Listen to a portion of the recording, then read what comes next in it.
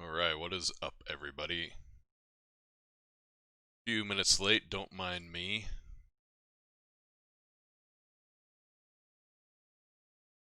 Had to go running around town again to try and find a few things that I needed for dinner tonight. But we got there, so scoreboard.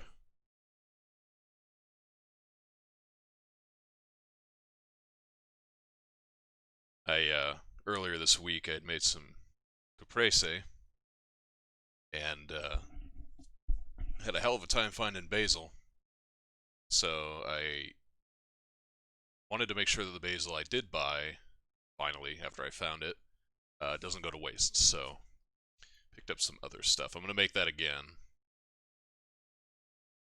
I'm not sure exactly what else. I'll figure out something. Anyway, since that doesn't have any relevance for what's going on right now, let's figure out what we want to do tonight. So, format's about to rotate. This is going to be the final stream with this particular format. And for the most part, the biggest change is going to happen outside of the fact that cards are leaving and cards are coming in. I think more so the former is important. Because for a deck like this Sultai Control deck, we are losing the best parts of this mana base, aka all of these shock lands. Those are all going away. And we're going to have some interesting mana moving forward. It'll be doable, but it's going to be pretty slow and a little bit harder to have like 3-color decks that are not base green. Like if you wanted to play a Jeskai deck, for example, that's going to be pretty hard to do. But we'll get there when we get there. We'll worry about all that. I believe Zendikar Rising has all the cards spoiled as of today. I haven't had an opportunity to go back and check everything.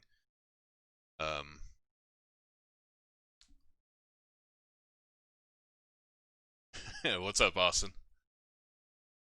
It might surprise you that I've never actually seen Zoolander. Like I've seen a lot of references and memes and all that kind of shit, but I've never actually seen the movie. We're also going to lose access to cards like Nissa, which I'm actually happy about. I'm so tired of seeing this card. That's going away, Vrass is going away, Narset's going away, Hydroid Krasis is going away, Thought Erasure is going away, Aether Gust is going away, Casualties of War is going away. Like, most of this deck is going to be gone. So I think what I would like to do with that mindset is probably play this deck tonight, honestly. We're just not going to have an opportunity to do it ever again, at least not in this format. So let's just do that. This is a little bit of an outdated list. Yeah, that I would agree with that. I mean, it's a Ben Stiller movie, so it's already kind of corny to begin with. But at any rate, like I was starting to say, this list is pretty outdated, but whatever. I think we are in like gold right now. After the ladder reset, I haven't really been playing much. Yeah, we're in gold tier 2, so it's whatever. It doesn't matter. Anyway, if we get kind of beat up a little too much, maybe I'll switch over to one of these other decks. This mono green deck is losing a few things, but not quite as bad. We'll try some Sultai, see what happens.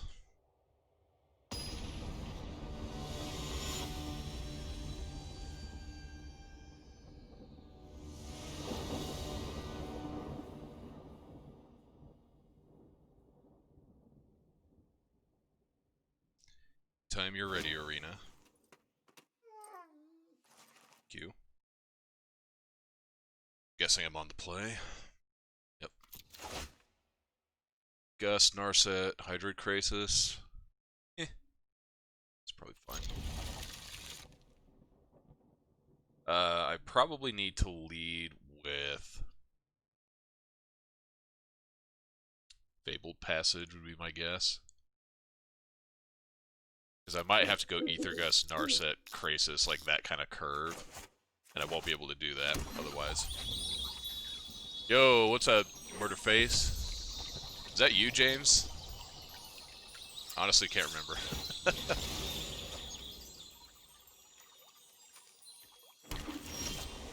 Okay, so there's that. We'll conceal the fact that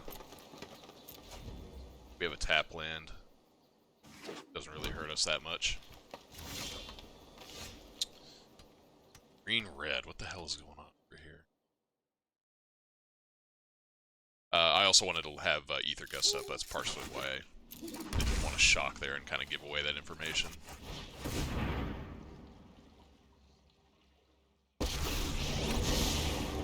You might have some sort of haste screecher, whatever.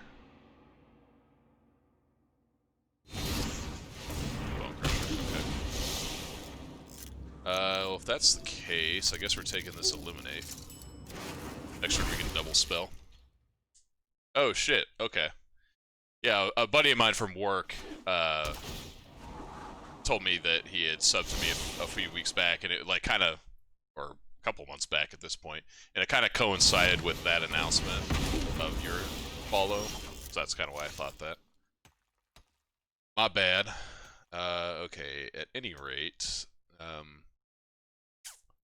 so I'm going to want to kill one of these Bone Crusher Giants. I think we're probably going to have to sit back on this Hydroid Krasis and,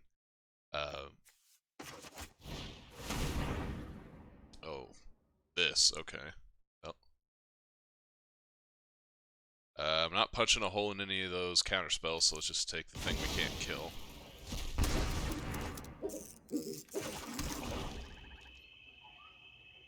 Yeah, dude, I took a couple weeks off to recharge the batteries and whatnot, but been doing as much as I can as far as after that. Okay, so he's just leaving up a shitload of counter spells. So I don't see any reason to play into them, especially if he's pinched on mana. Because we can make like a Hydroid Krasis that's, you know, much larger the longer this game goes on, and there's like no pressing need to cast it now and just run it into his Mystical Dispute for absolutely no reason.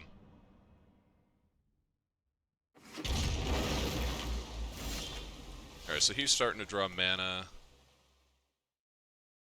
I might want to cycle this Ketria Triome, so I'm going to hang on to it. He's not going to commit mana until he has, like, Quench and Dispute up. So, yeah, there's that.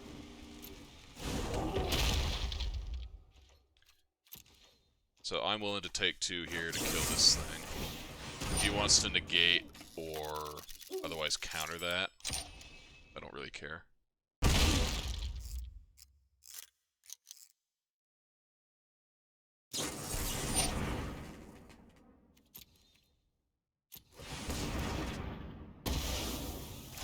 Okay. Ooh, that's a good one to draw. The turn after we get him to spend a counterspell. What do you think about this thing? Roasted. We're gonna need black more than we need blue.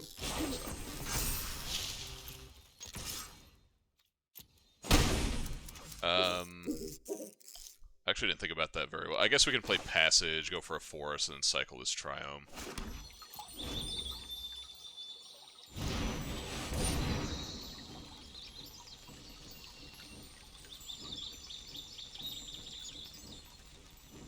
Yeah, it's fine.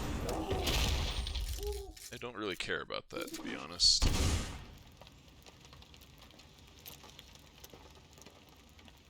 He's just sitting on Negate, Mystical Dispute, Aether Gust.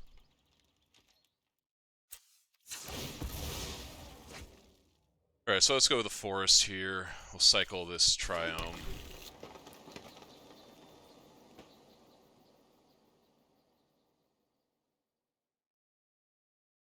Oh, the question is, does he Aether Gust Nissa? If he was going to do it, he should have done it right there. I didn't actually think about that. I'm glad he didn't take the opportunity to Wreck me.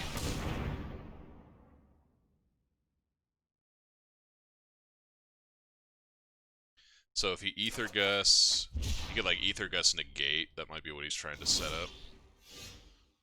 So yeah, he's held priority in my draw step, or my upkeep rather. He should probably let me draw a card.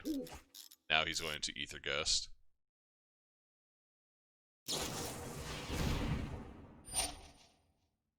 This is in my draw step, so I can't actually get a lot of mana for my Krasis.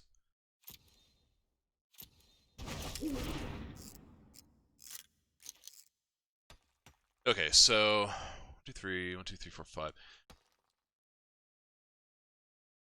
I kind of don't want to run this Hydroid Krasis into Mystical Dispute. But I don't know that we're going to have much of a choice. 1, 2, 3, 4, 5, 6, 7, 8. I could do it for X equals 6 and draw 3 cards and get a Mystical Dispute out of his hand. That doesn't seem like the worst. We've got more that we can draw into anyway, so whatever.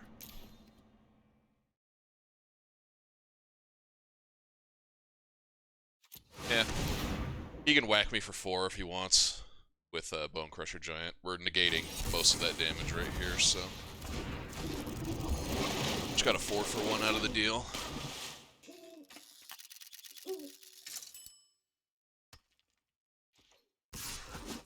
So he's playing like that Teamer Flash deck. 2, 3, 4, 5. Damn, I can't double Nissa this turn. That would be nice.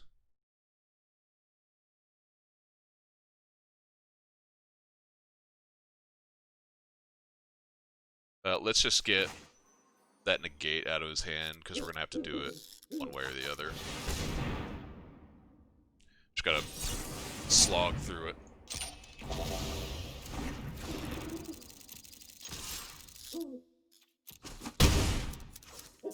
This way also, if he has like a Shark Typhoon or something, he can't like play it and like kill our island. He has to actually like trade it.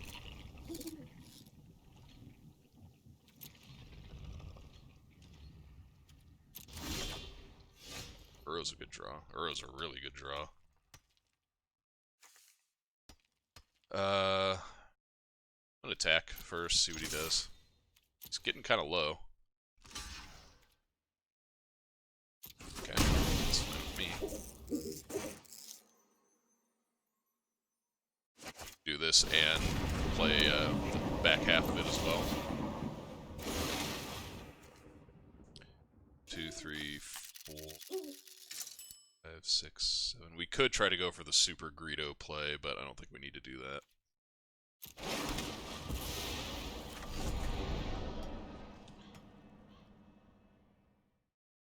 Is there any reason we would need to have Ether Gust up? He might have like Ionize or something, but I don't see that being a big deal.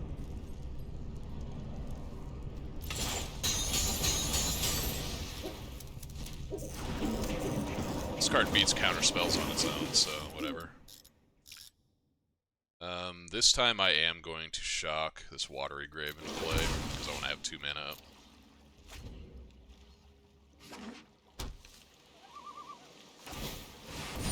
Alright, he's got nothing. Or next to nothing. Yeah, alright.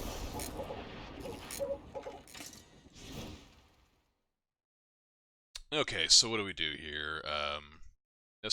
Narset doesn't seem particularly good against Mystical Dispute, Bone Crusher deck. I will take Remorse.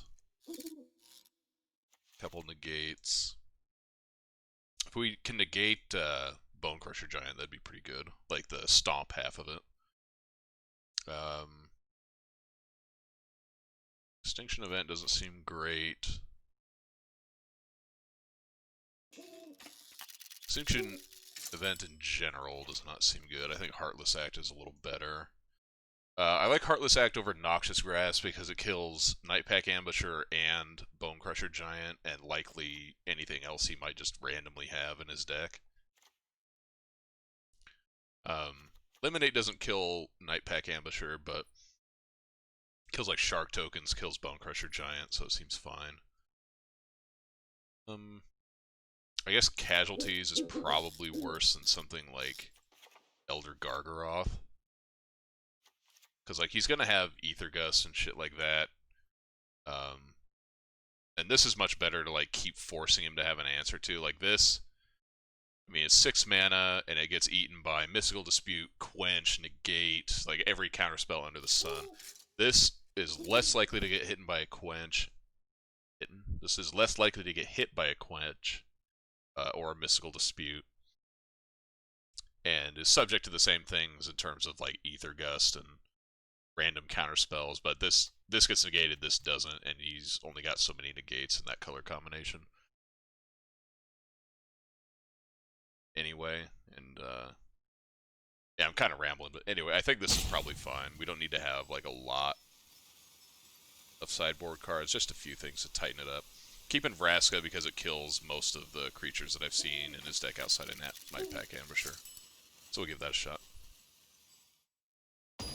We also don't want all 3 Gargaroths, because too many 5-drops is too many 5-drops against counterspells.deck. We could try and thread the needle a little bit with, you know, cards like this, but we don't want to get too wild with it. I'll keep this, it's fine. It's got some removal. Got turn 2 Hand Disruption into Uro. This will be a little bit of a painful opening sequence, but Uro is going to make up for a lot of that. Cool, so we get to Remorse in here. There's not a counterspell that he can play outside of Miscast, which I don't know why the hell he'd be playing that. We could take his own Uro, and then not have to worry about that. We have a couple removal spells for Uro. I'm not too worried. Commence the endgame's pretty good against us, but we have Eliminate, Heartless Act, Eliminate. Like, we've got enough answers for his creatures that he's got here. I think we just want to take Mystical Dispute. Hopefully get our Uro down next turn and start to get a mana advantage on him. He doesn't have another land, so if he doesn't play a land here, then we know he hasn't drawn one between this and his draw step. This also means that he's more likely to tap out, and if he drew a counterspell at some point, then he'd have to basically take the shields down, let us get our Uro going.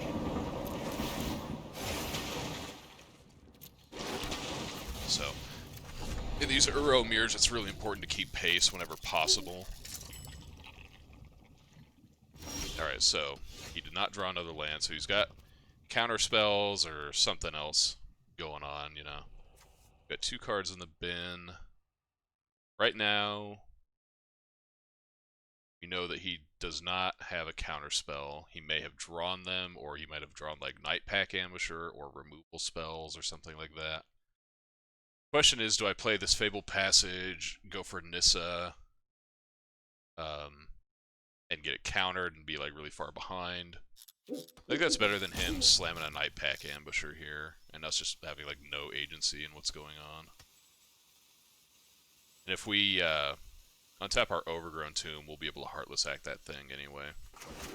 So even if he doesn't have a counterspell and he just plays like Nightpack Ambusher, in the hopes that he can start pressuring us through our Nissa, then we'll be able to stop that. But I imagine this is getting counterspelled, I guess. I'm going to take it on top. That card is just always good against this style of deck, especially against Brazen Borrower that can't block the 3/3s. So I'm making the exact same play. If he's guessing it, that doesn't mean, or that means he doesn't have a better answer, or he's just trying to like buy time and stuff like that. So it's fine. It ties up his mana, doesn't let him get ahead with Nightpack Ambusher or something like that. That's obviously a card I think about a lot against decks that have it, because it's their most impactful thing. 4 cards in the bin. Have anything we can do, so we'll just sit back here.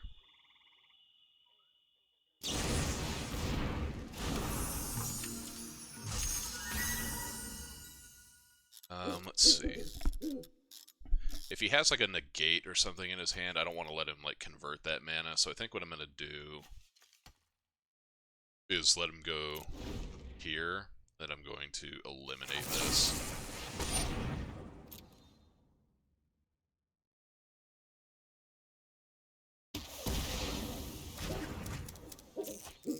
I'm just trying to get cards in the bin for Uro, pretty much.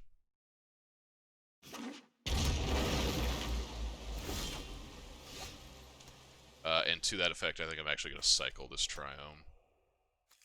We can cycle Triome and then cast Uro.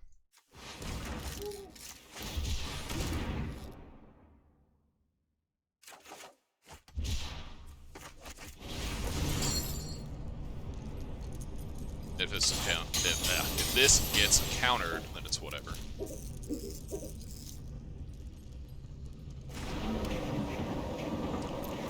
It did not. Just bounce it. Okay. Well, we're just on infinite removal, which is actually really good against the way his hand's lined up. So imagine we're taking 3 plus an Uro cast here. Alright, Sue.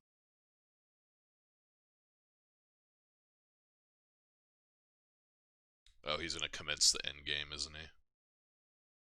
That means we need to save Eliminate for that. Because he's going to have a an army token or whatever. Mass token. Zombie army, actually, is what it is.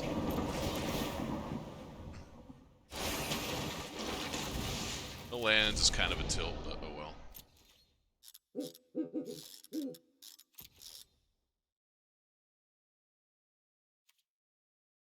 Comes commence the end game.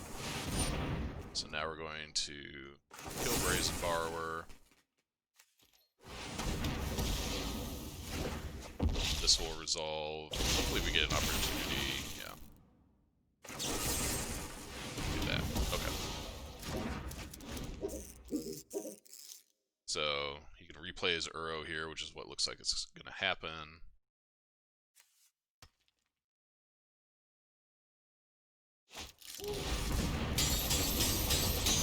Cards you have in the bin. 1.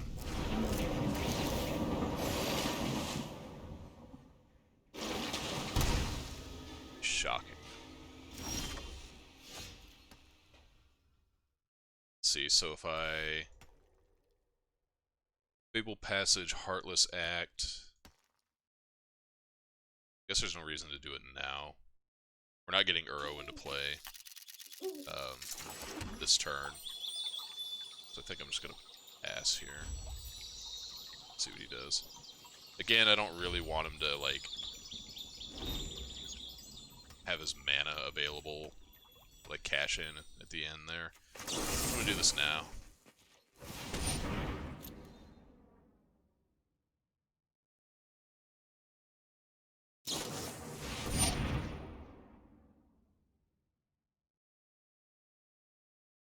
Kind of wish I'd waited till his draw step, I guess, but oh well. So if he doesn't have another land, he won't be able to recast that Frilled Mystic.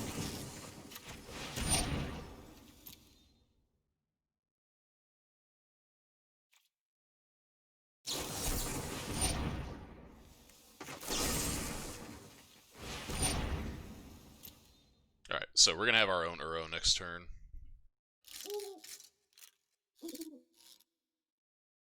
One way or the other.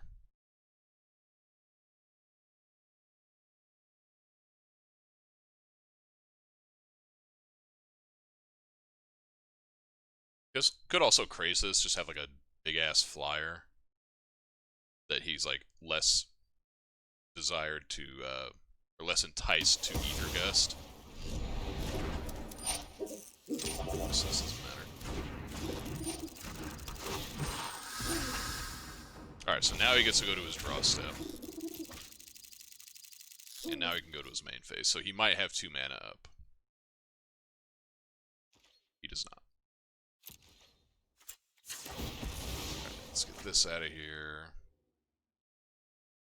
Let's go.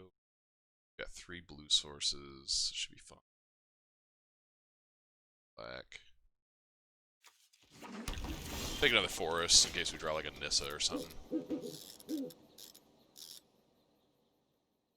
We could be conservative and play Hydroid Krasis for X equals 3. Play around Mystical Dispute. I think if we're going to make that play, though, then it makes sense to play Uro. And then we can just, like, start slamming big Krasises. Krasize. Whatever.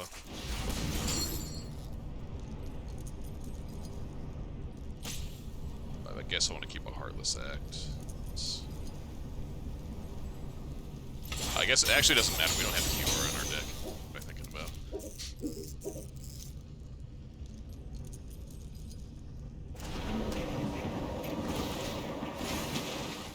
Brass is a good draw there.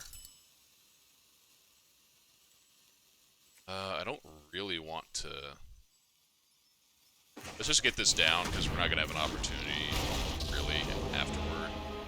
I don't really want to sacrifice a land, but maybe I'll sacrifice 1. 1, 2, 3, 4, 5, 6, 7, 8.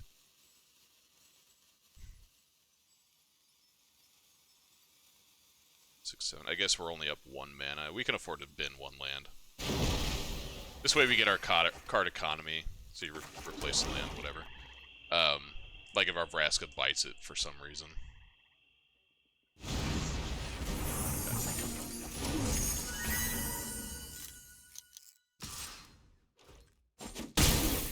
It's fine. It's going to take him a long time to actually kill Vraska by doing that. So here, he's got 4 cards in hand. There's probably a counterspell somewhere in there. I could shock, make a Hydroid Krasis for X equals 4, and have something that can block Frilled Mystic profitably, go up a couple cards. You can also block Brazen Borrower. I think that seems fine. It also plays around Mystical Dispute. 2, 3, 4, 5, 6. Yeah, let's do that.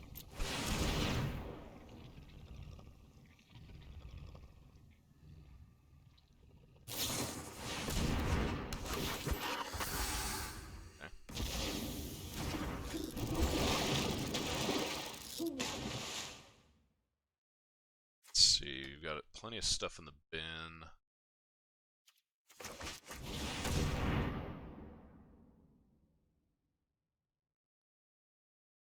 Mystical Dispute. We've actually got a pretty good life total, too. So.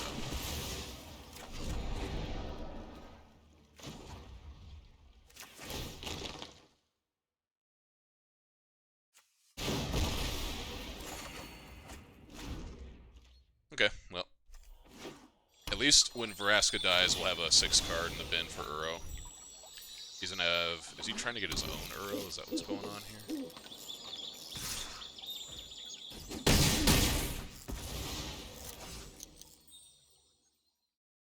And if we can get this Uro down, we could try to go for Nissa first, actually. We go for Nissa, and she gets countered. What happens? 2, 3, 5. We can go for Uro still.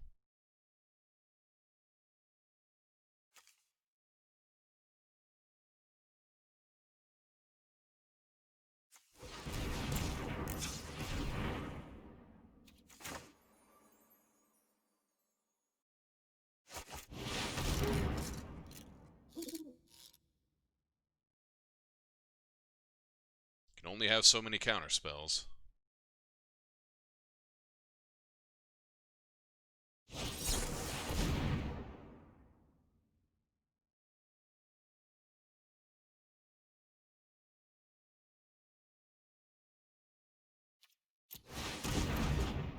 Okay, we'll just force him to spend another card here. Our life total is really high, so we can afford to take some beats from these Frilled Mystics. Alright, so we got a 2-for-1 out of that anyway. That's pretty good for us.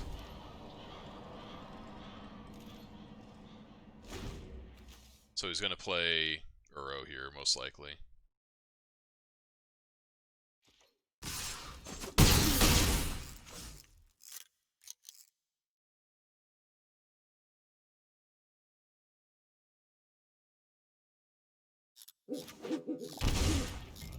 Does he have a Hydroid Krasis? No, he's got Uro.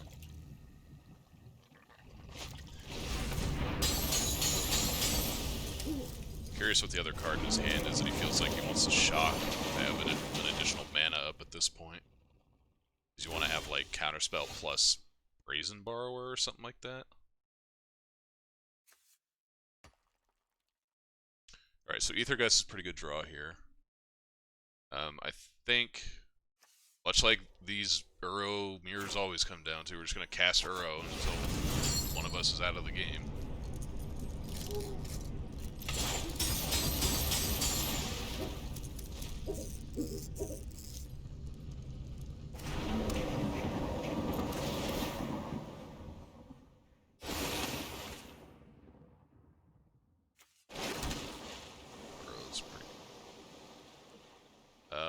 And I think I'm just going to cast it. We just want to be as mana efficient as we can, and we're not casting Hydroid Krasis this turn.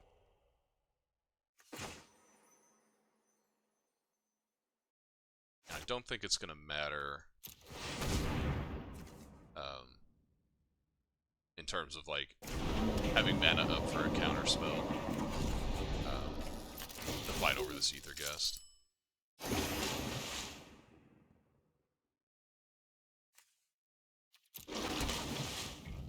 5, 6, 7, 8, 10, 11, 12, 13. I guess playing this forest here does give us the best chance to like have a 14th land for Hydroid Krasis X equals 12. So we should probably play it. Set a stop here.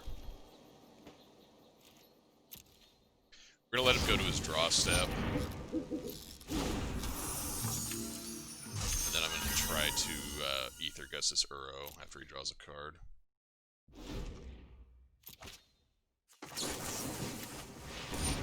See what happens here.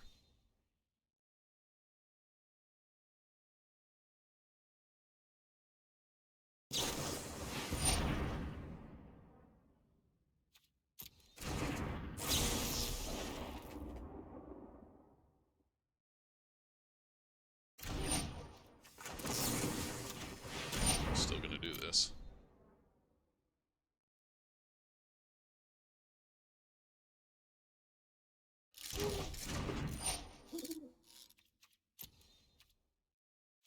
We have another Uro in the bin already. I don't really need it.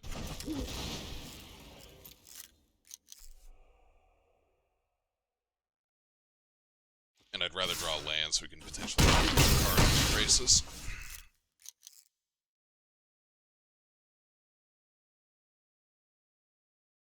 Arswit's Reversal. Was he thinking of potentially Bot Distortion or something like that coming in?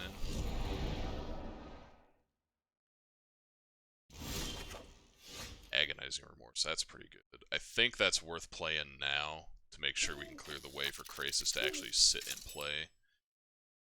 I mean, our Krasis is a 9/9 instead of an 11/11, but whatever.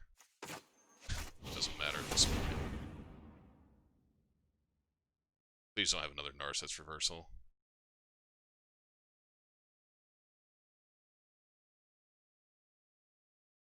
I didn't think about that until I put it on the stack. All right. I think I'm actually going to get this Shark Typhoon out of here. That can get way out of control, and we can match Uro with our own Uro. So let's see, 4, 8, 11. So X equals...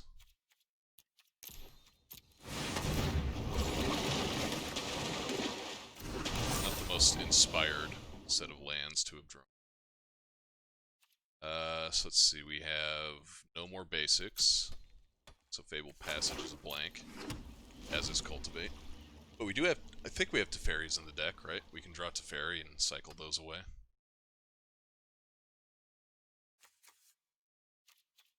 Fabled Passage is a card we can put into the graveyard for Uro purposes, so can't ignore that.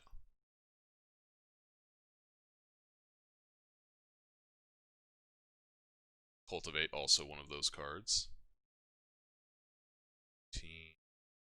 Pick up the pace.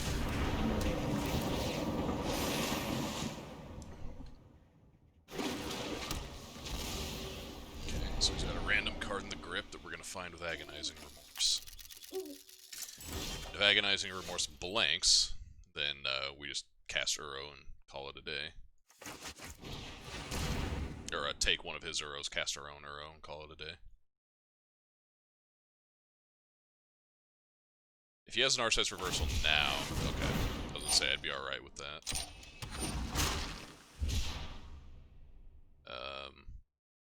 Let's see. I actually still think I want to take this over Uro. This lets him go super freaking wide. So what happens here? If we crash with Krasis, play Uro, then we're taking 7 back.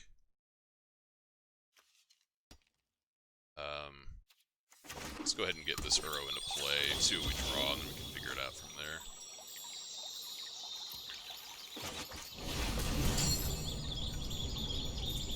We've spent most of our removal, unfortunately. 1, 2, 3, 4, 5. Actually, we've spent all of it, plus Nebraska.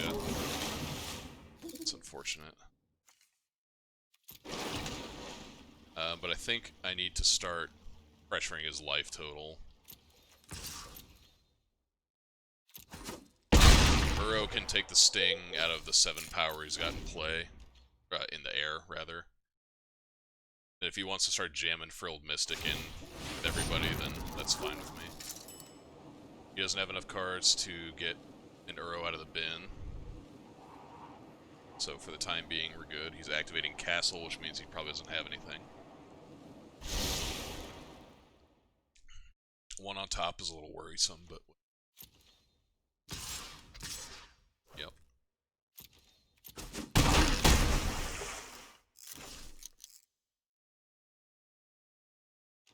Let's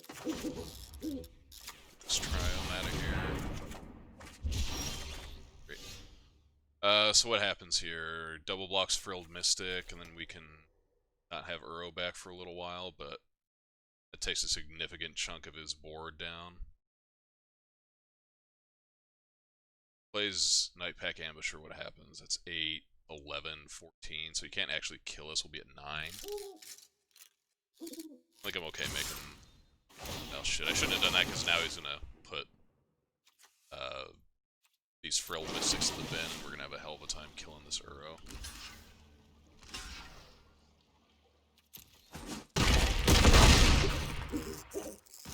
I didn't think about that. Oops.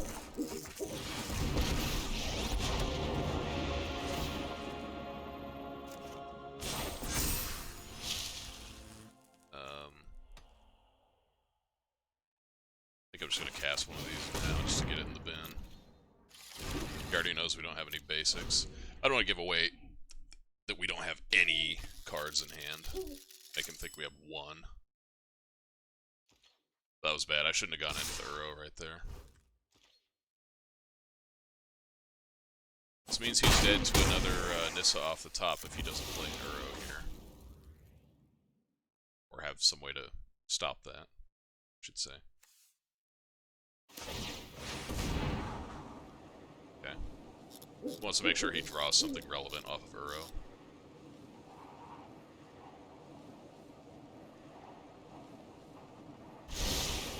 I like the look of that.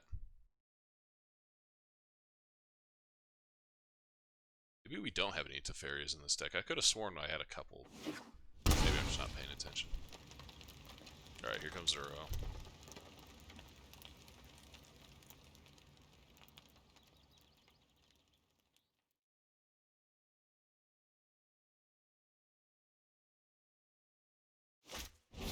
So attack him down to 5.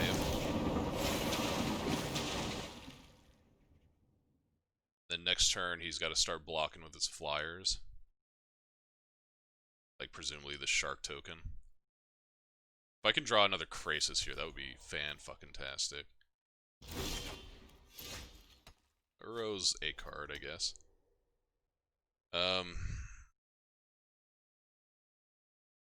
Let's see, what am I hoping to draw here? It's Uro first, see what happens.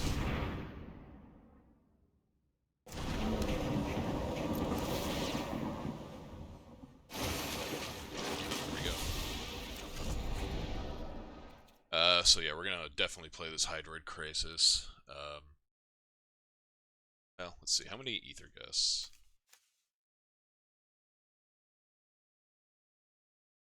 He's only got through one Ether Gust?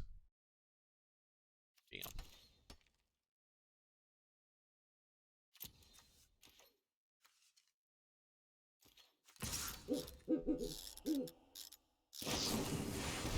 There you go.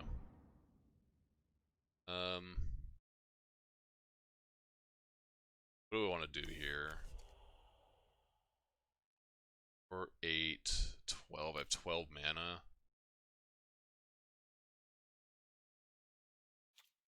I'm gonna take it. And then I want to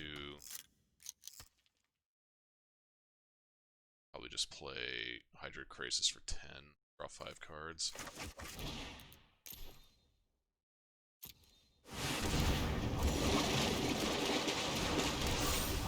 Alright. So we got some stuff now.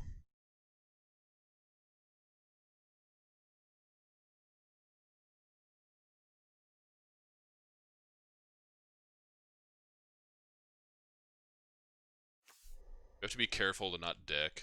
Keep that in mind. 5 cards in bin.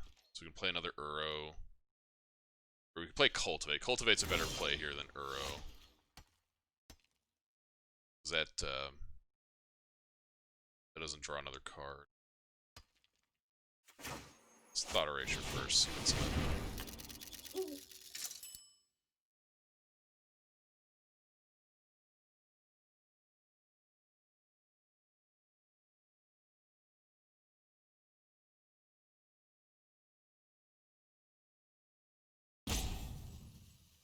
I kind of want to do something like Uro plus Elder Gargroth and just start making big bodies. Get out of here. It's a little late. I guess it's probably better than a random draw. Let's see. So if we attack with the 10-10 and then we play Gargaroth and Uro. Gargaroth, Uro. Alright, well, let's just see what he does here.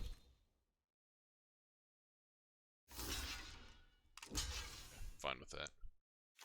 It is 9-9 off the table. We could do Uro plus another Krasis.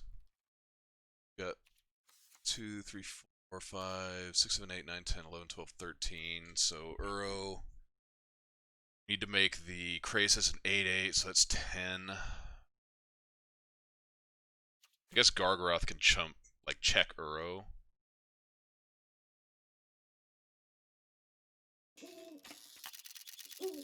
Should get Nissa into play first, that's what we should do. Because that'll give us more mana.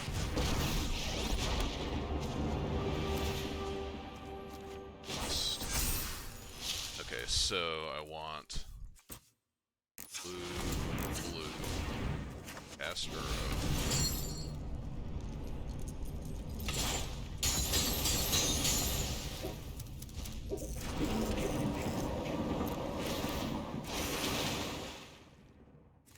2, 4, 6, 8. We can make Krasis for. I guess we can tap that. 10. We can make Krasis as an 8-8, and it can block all of his bullshit.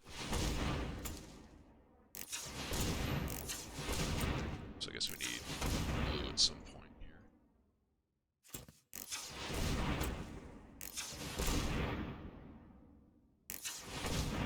Krasis is an 8-8.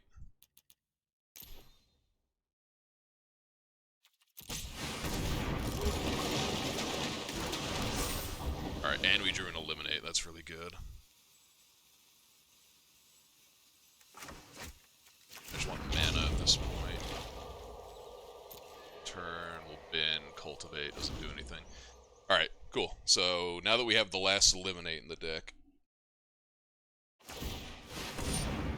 I think we can make some shit happen here. I think we got him. It's going to be kind of tight, but I think we got him.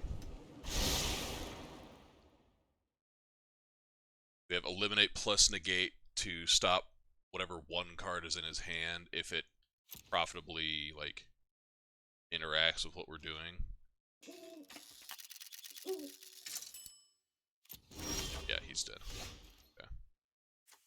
So, eliminate Uro.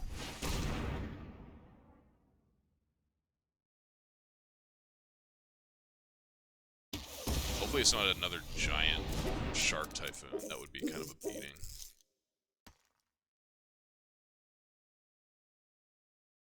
Let's see. Let's play Gargaroth, I guess.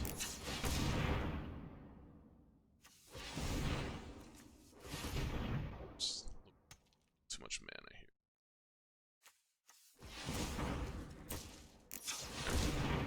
here. Basically, I want to have a land available for Nissa to untap. Use mana.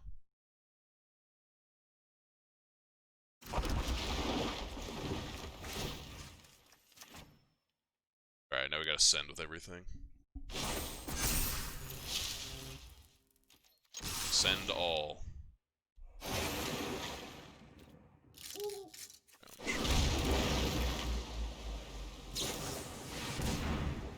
Okay. What does that do?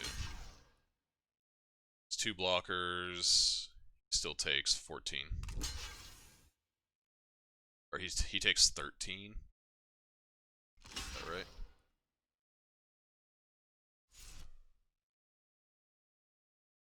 It's like he's got to block Uro. Can't let Uro through. That's too much damage. So he's going to lose one of his 4/4s. This is... Well, that's 16 damage right there. Yeah, he's got to lose a 4/4. You can't keep all of that around.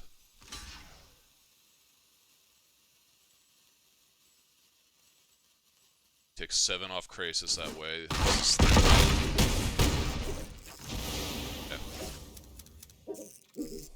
I don't think I need to play anything else. I don't want to draw too many extra cards. I guess we could have, like, burrowed right there, but I don't think we need to. We have enough attackers.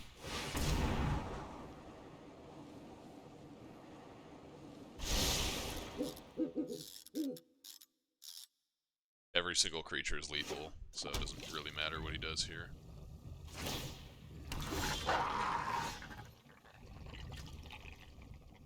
I guess I can this, tap it, auto erase room just to make sure there's nothing stupid going on. Okay. Holy shit. That was a match. Oh man.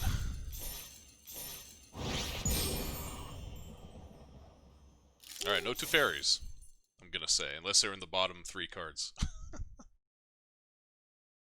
Pretty sure there's no Teferis after playing that, though. We saw the majority of our deck.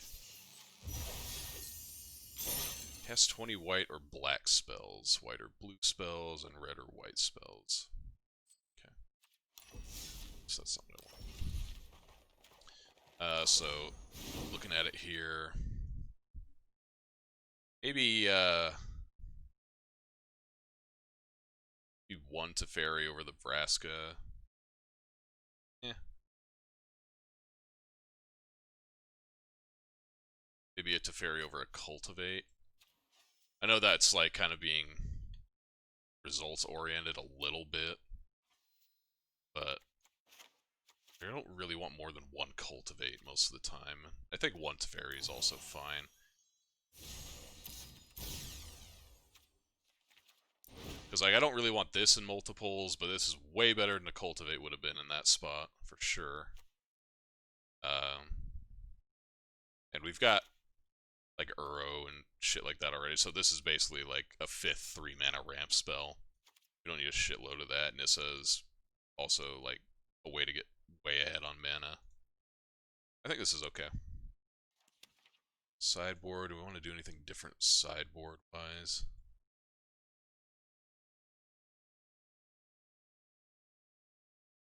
Think so.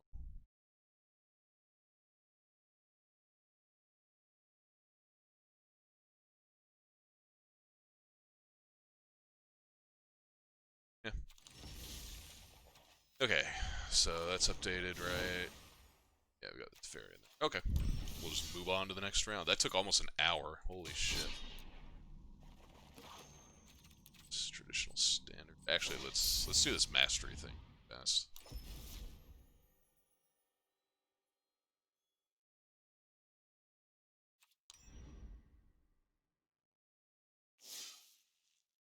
Alright, so I got my Harbinger last week. Week before, I guess it was. I came home way too late last week to do it. I don't think any of this matters.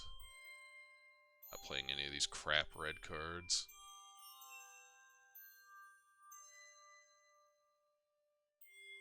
Likely not playing any of these crap white cards either, but whatever. More inclined to play the white cards than I am the red cards. These are all like aggressive creatures, most part, outside of the Sanctum. And that ain't my jam. Not that this is all that much different, but I think this Sanctum is probably better than the red one. Not that I ever plan on playing either of them.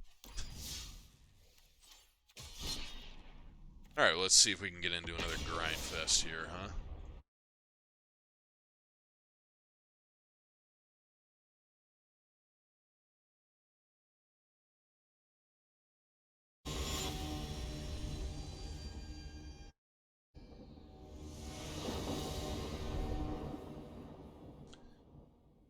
Alright, Danny.com. Well, Danny.com, I'm mulling to 6. You're welcome. 10 is way better. I think I want to get rid of this Casualties of War. I just want to hit my land drops, have a Krasis. You can always find casualties later. And we've got an Eliminate to buy us some time. So we can cycle one of these Triumphs at least.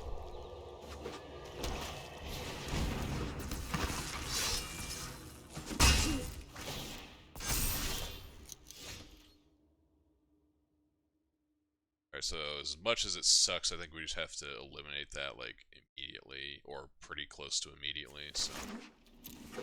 Take 2 on the chin. Let's see what he's got going on here. Another one, huh? Okay.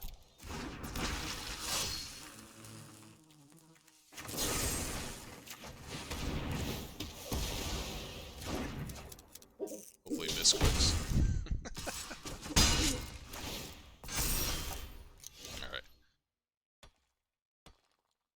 Son of a bitch. I wish I could cycle this Zagoth Triumph without having to take 3 damage this turn.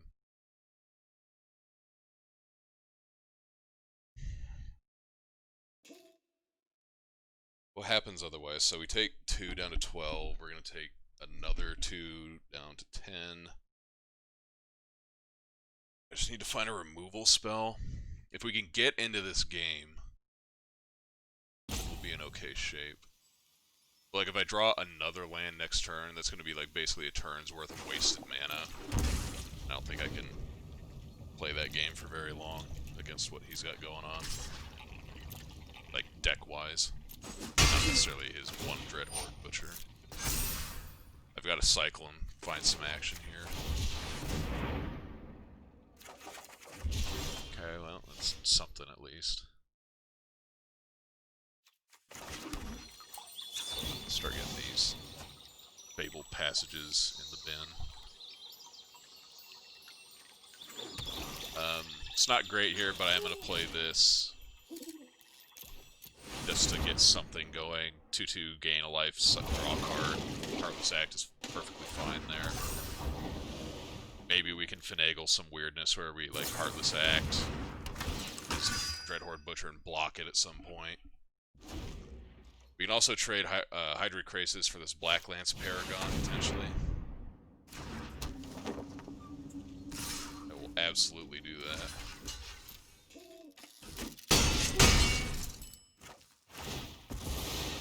This Dreadhorde Butcher is starting to become untenable.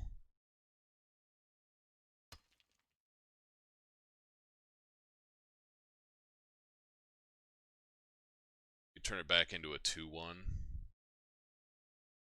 It's a 3 power the following turn.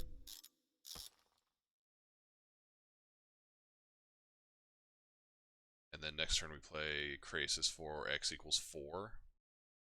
Maybe. I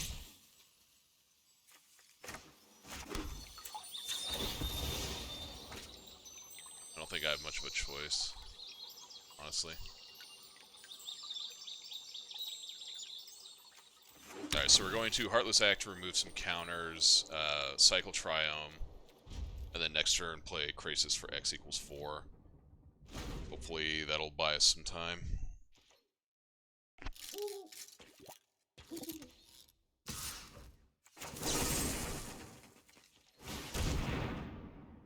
Two-mana Healing Salve.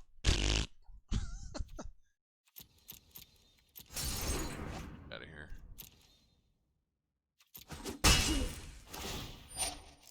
Yeah. He doesn't have anything else going on, so I'm not sure. Better bones, okay.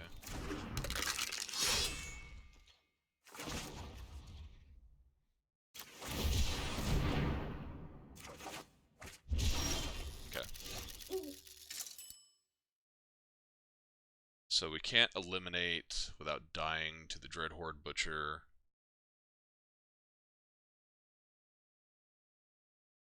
Let's see, so if we play Krasis, we gain 2 up to 7. We can block either of his creatures in theory. We can take the Dreadhorde Butcher triggered ability. Unless he just has like Claim the Firstborn here, then none of this matters.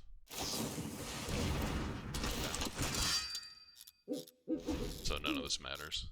I guess we could take none of it. Okay. Alright, so don't want Casualties of War, don't really want Narset. I do want that, these. Teferi can get out of here. Horus can get out of here.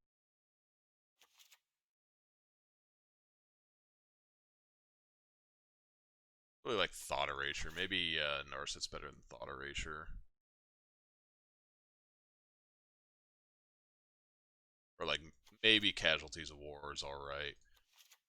Because we can like pop a Heraldic Banner land and creature, or if he has like the, what is it, the Bastion of something or other, the Blood Artist enchantment, might have something like that. He could, in theory, still have Witch's Oven in his deck and Mayhem Devil or something like that.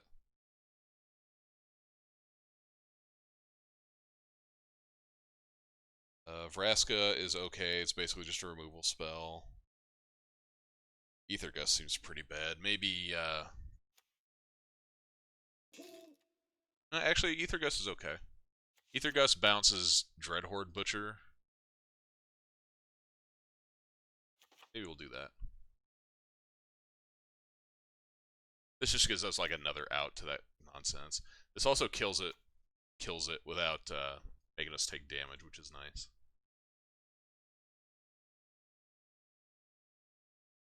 This gives us what, 7, 9 spells plus 5 wraths. Got enough for maybe Teferi is better than the Casualties of War. Just in case we have like a game like that where like sort of desolate on action. It'll give us a thing we can do. Or a thing we can draw to change that. Casualties of War doesn't really adjust that all that much. Heartless Act, Uro, and 2 lands is really all I'm looking at here. This is not a great hand. But this match is not a great match for us. So I think we're going to need to get a little lucky. We've got an Elder Gargaroth, and there's such a high chance that we have like the same kind of hand minus a land, or just like down a card. So I am going to keep this, leading with Fabled Passage, and we'll see what happens. Hopefully the deck is nice to us.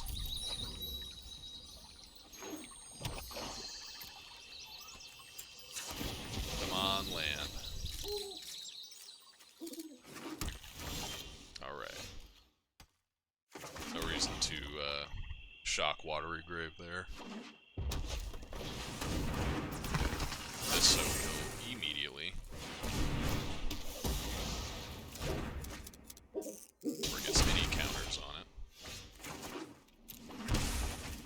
this hand worked out real well. Just need one more land, and then we can get Elder Gargaroth and Nissa rolling. Good. I think I'm more inclined to lead with Nissa, because if I can get her to stick, our Hydroid Krasis are just gonna get out of control.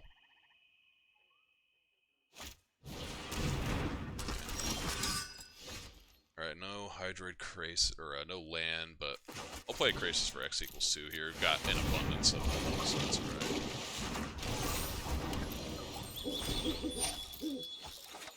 Card, perfect. Can't trade here, unfortunately. But banner, okay.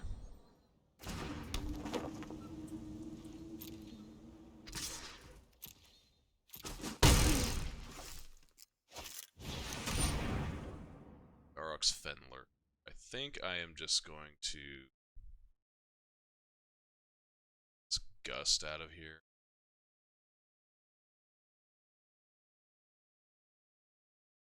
Maybe I get one of these Krasises. Got so much gas, and like Nissa plus basically if I can get like a breeding, I guess I don't have breeding pool. Yeah, we'll just get the Super Gust out of here. If we can just start dropping like bombs on him, then that's basically all we need to do. Now until the end of time. Of course, now I draw Zagoth Triome and I look stupid, but let's see. I think I'm going to play, in this situation, I know I said I was going to play Nissa, but I think I'm going to play Gargaroth because I want to get a bigger board presence going.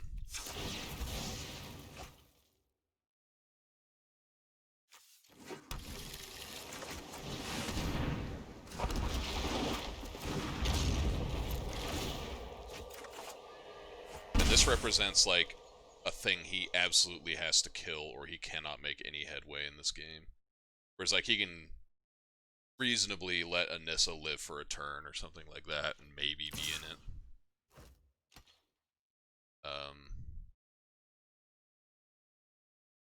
What is he trying to...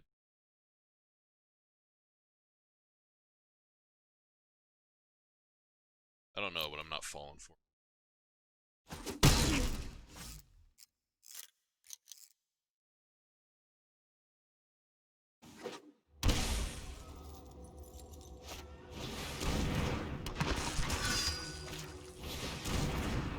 Ah, that's what he was trying to do.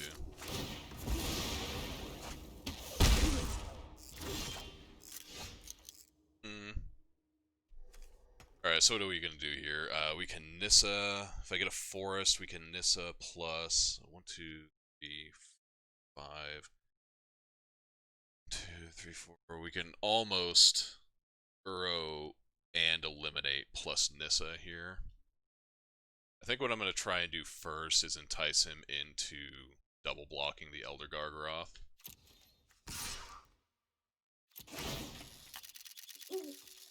Actually wanted to make a dude, but well,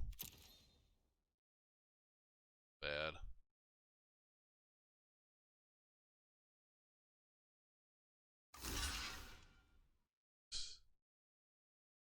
Like this, because I'm going to eliminate the mid-range Reaper.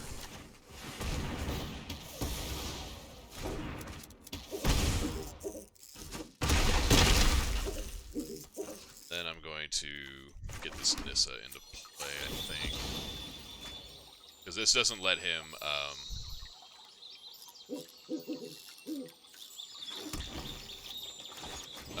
claim the Firstborn to, like, smack us for a shitload out of nowhere.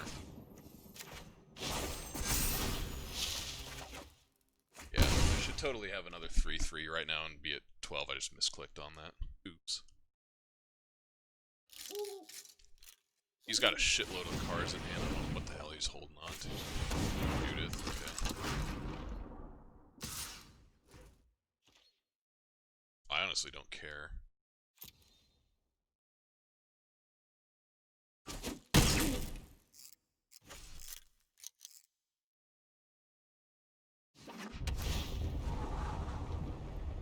All of our shit has, haste or vigilance.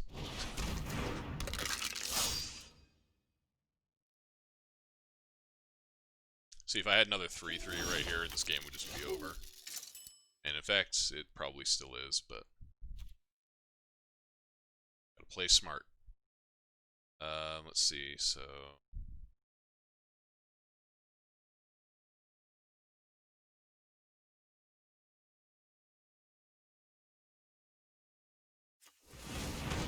whatever.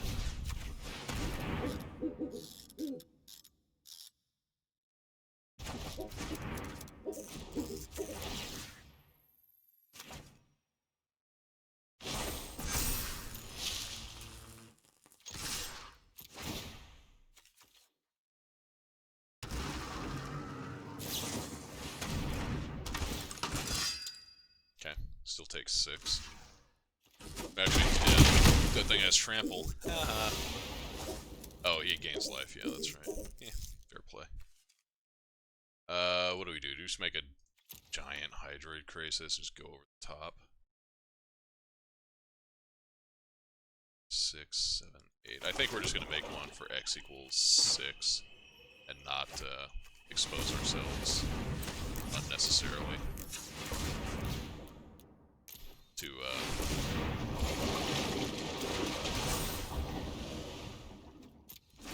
like getting killed out of nowhere. Extinction event's good, ish. I guess extinction event only kills gutter bones, which can't block anyway, so extinction event not that good. If he plays like a Judith or some other stuff, then it'll be fine. We can do it for even or odd and just wipe it up. Oh, we even get to get a Luris out of the deal, huh?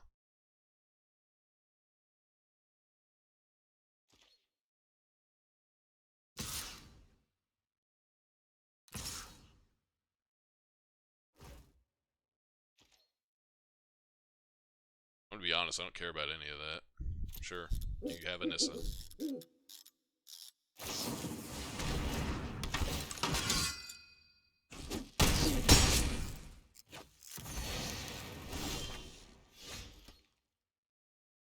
Two, 3, 4, 5. Yeah.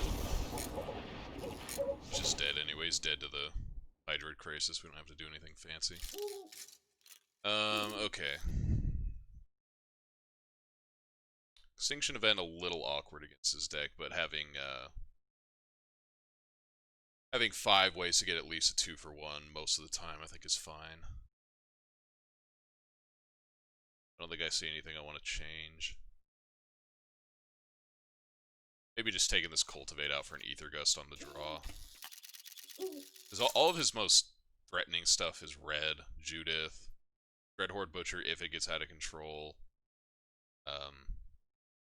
He might have like Ember Cleave in his deck. You never know. And Cultivate on the draw is pretty bad if we're like behind. Whereas Gust can buy us quite a bit of time. So we'll give that a shot and see what happens.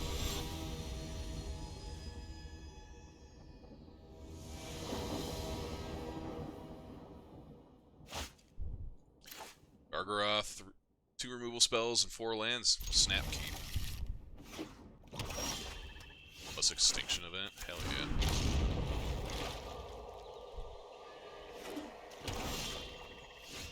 And Ritual of Soot. Alright. Into it.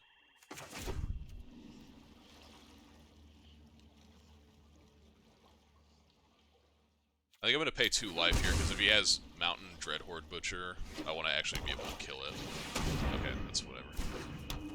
This is a supremely bad draw on his part.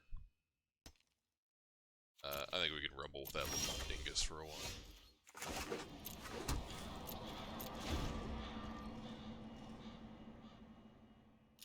Turn 3 Heraldic Banner Swamp or Gutter Bones is not great. It's this deck. I want to play it to Fairy next turn. It's likely, and I want to have as clean a board as possible to accomplish that. Okay. doesn't play anything here, this Teferi's gonna fucking run away with it.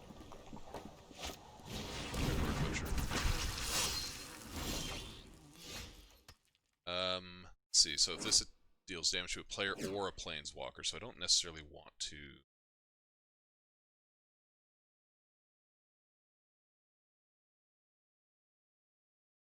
do anything with that quite yet. I think I'm gonna say go. I also don't want to. So this, I think we're gonna have to take our lumps, depending on what he's got going on next turn.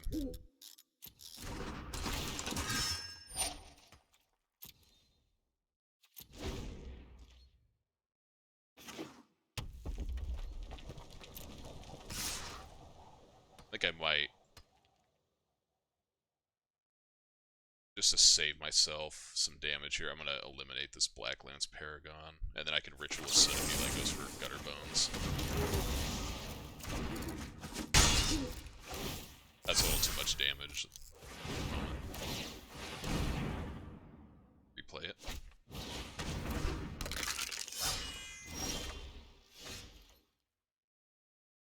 We can do that, and then if we ever draw a land, then we can just Gargaroth down. Run away with it from there. Curse, okay. Curse is a pretty good draw.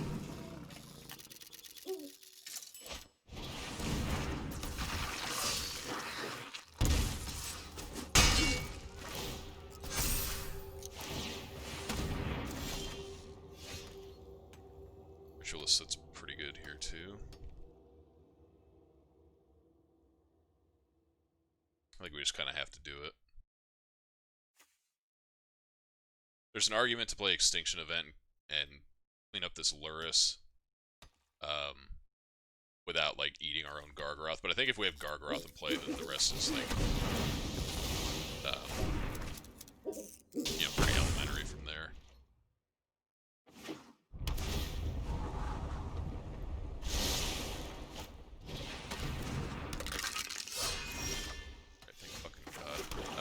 He might have like Midnight Reaper or something like that, but or Plague Crafter, I guess. But if he does, he does. If he doesn't, then he doesn't, and he loses, most likely. He has been sitting on some cards for a while, so yeah, I expected as much.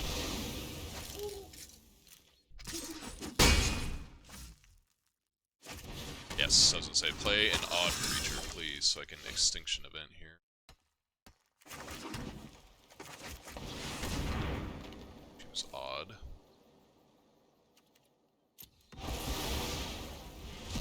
Get out of here.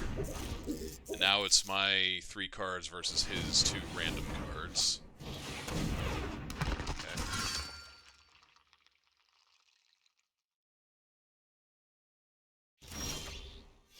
Grace is a good draw there. Die to claim the Firstborn.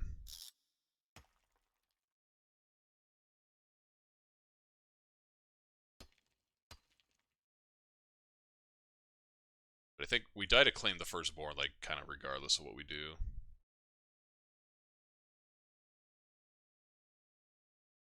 Okay, so let's think here for a second. So if we play Krasis X equals 4, then the best we can do is, like, trade this Midnight Reaper,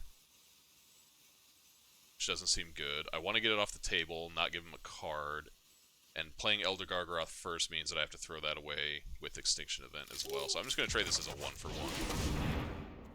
He's only got 1 card in hand. We just need to, like, get to a spot where we can start casting this stuff. Like, if he draws a couple lands in a row, that's what we're hoping to do. Then Lurker's fine. I'm going to get this Teferi out of here. That doesn't matter at this point.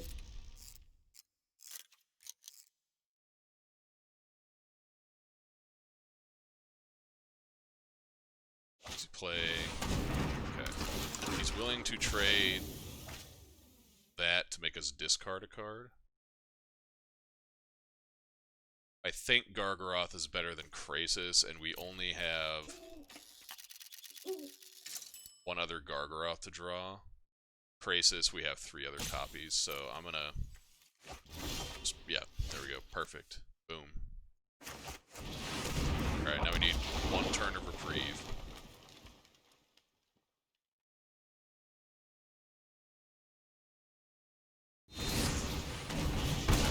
That's fine.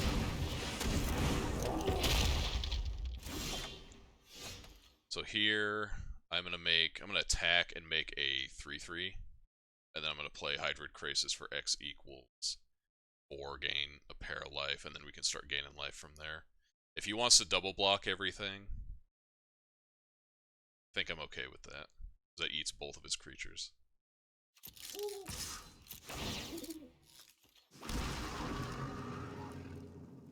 Good block to prevent a couple of these, or just not block at all, I guess.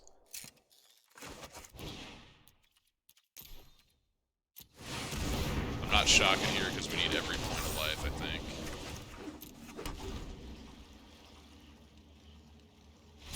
Yes! That was a close one. Good games, Danny.com. That was a real close one. Okay. Kind of clunky, but we got there in the end. Take it. I think he made the right call in not blocking. He probably has, like, Noxious Grasp or something that he can draw to get Gargaroth off the table. So he was just, like, hoping to get there. Didn't. That's how it goes sometimes. What is this? Oh, Massacre Worm. I'll take another Massacre Worm. I think that's our 3rd one. Yeah. Cool. Alright, guys. I'm going to take a brief break.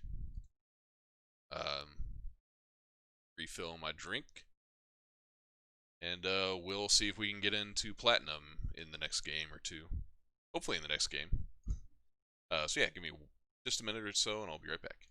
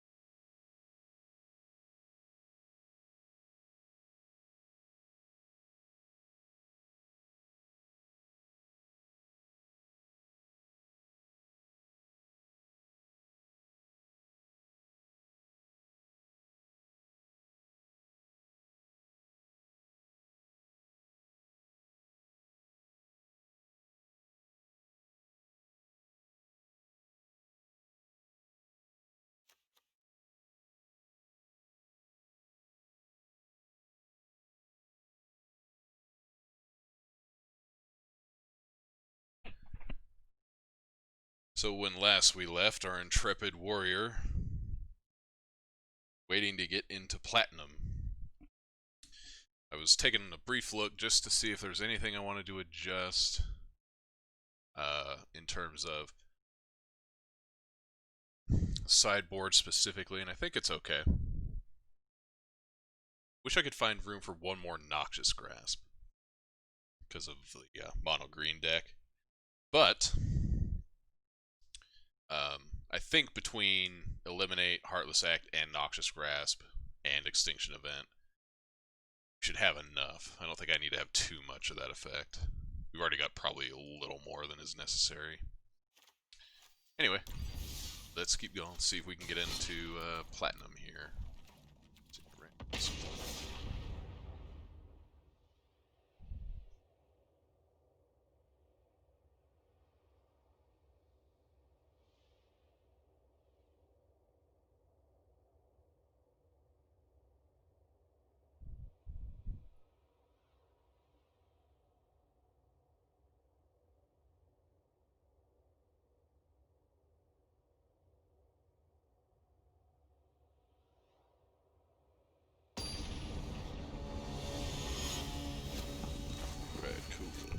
Too long.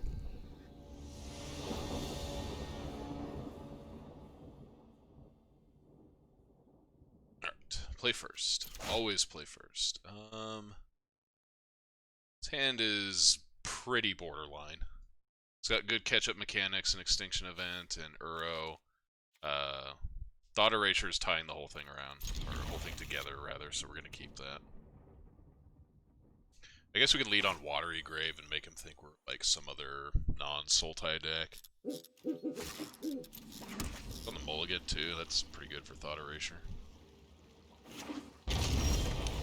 Mirror, okay.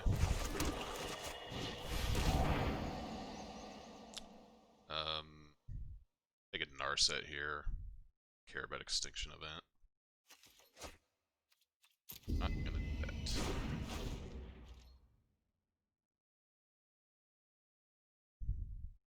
Hopefully he doesn't throw one back our way. Okay. Nice.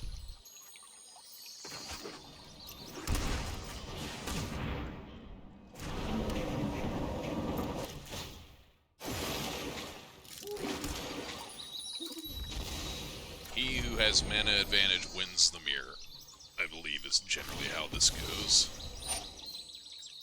It's fine. Not care. Grab your basic land, sir. I think next turn, probably just slam Narset. Want to like kind of lock him out of his own Uros, if possible, from gaining card advantage anyway. I'm not gonna do it now because I would kind of like to draw another land, and the minuscule percentage difference that actually matters. So it's going to be a little awkward if we don't draw another green source, but we have Cultivate, so yeah, it's fine. You might have Eliminate or something like that. I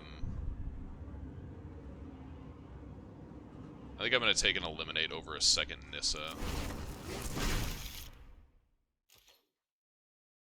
We did miss a land drop, which is a bit unfortunate, but that's okay, I think.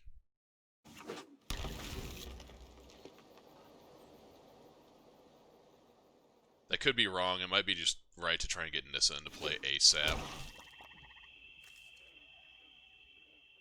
I don't know exactly. Cameo. Okay. Hopefully we get a land here and we can start beating up this Tameo.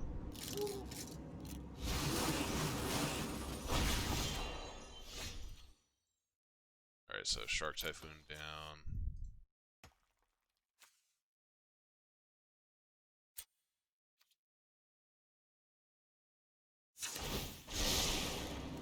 Great.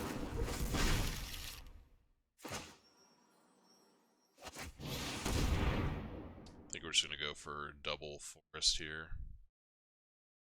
Double Forest kind of gives away Nissa, but whatever.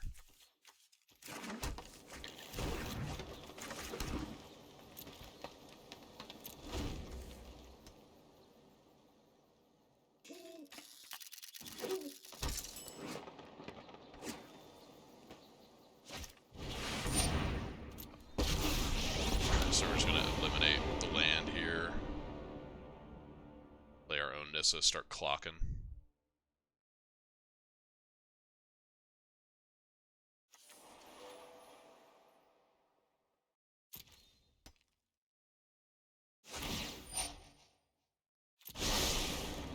What's he looking for now? Uro, or not Uro. Either guess. Been 2 more Nissas, huh? Brutality. Away, please. Can't afford to make that play too much more. Let's see, so can we get Nissa and Uro? So if we get another forest, 1, 2, 3, 4, 5, tap, attack, then play Uro. Okay, yeah, we can do it all.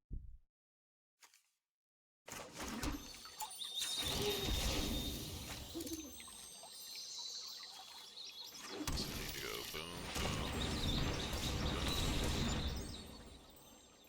Wait.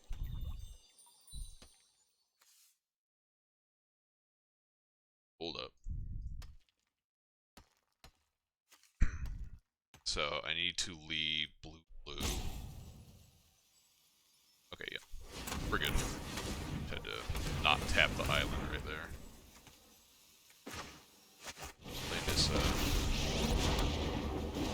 untap forest. Attack his own Nissa.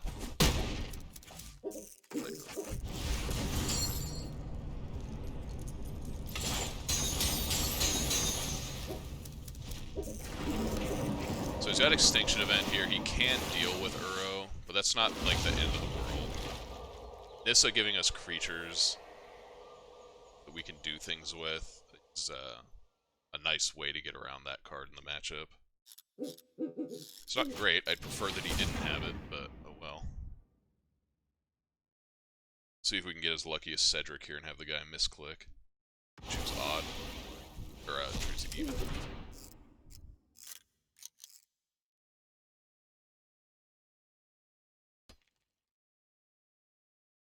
It's fine though. The more he makes plays like that, the like more frequently, or kind of thinking of the next thing here. Like if he activates a land, he's gonna lose it to eliminate. Then we kill his Nissa, and he's just like down so much mana. Or Ether Gus. We might actually have to start smacking Tamio, to be honest. That might just come next turn. So we can either hit our Nissa for 3 or kill our Narset. It might be even better to kill the Narset while he still can. He knows we have this eliminate. So I'm wondering what his thought process here is.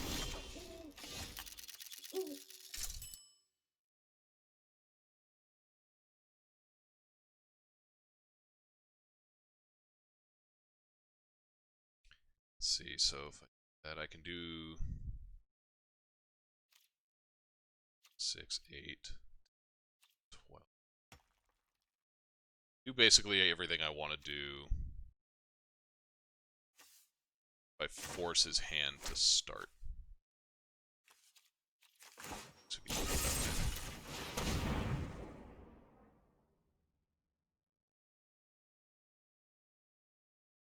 way.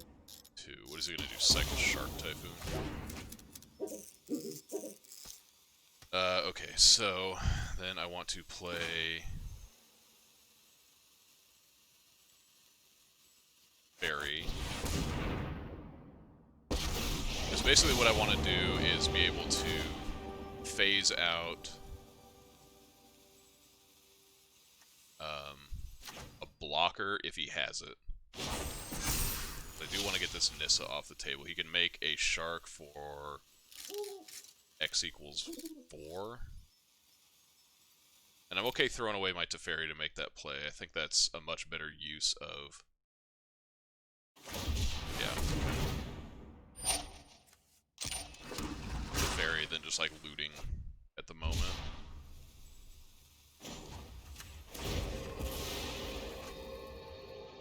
because I want to get like the biggest mana advantage possible over him. And we can just play this Vraska and threaten to eat it on the way back in if he doesn't like attack it. I'm going to sacrifice this. It's kind of counterintuitive, but maybe the island is better. We've got a watery grave in hand, yeah, whatever. Cycle that.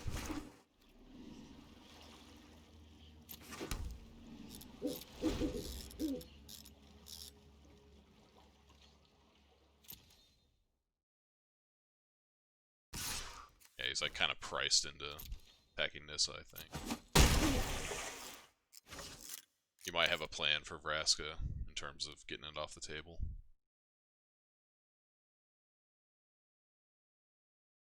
But unless he has a land in hand, he can't even like Tamiyo to get back Nissa or something, you know, like that.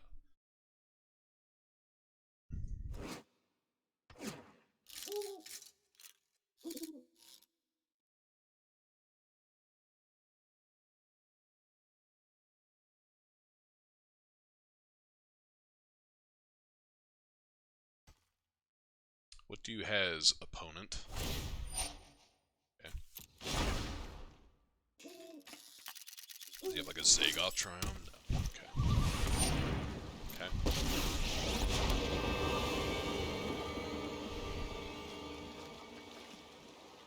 I think I'm okay with this. I'm kind of surprised that he didn't do that post-combat, or pre-combat rather.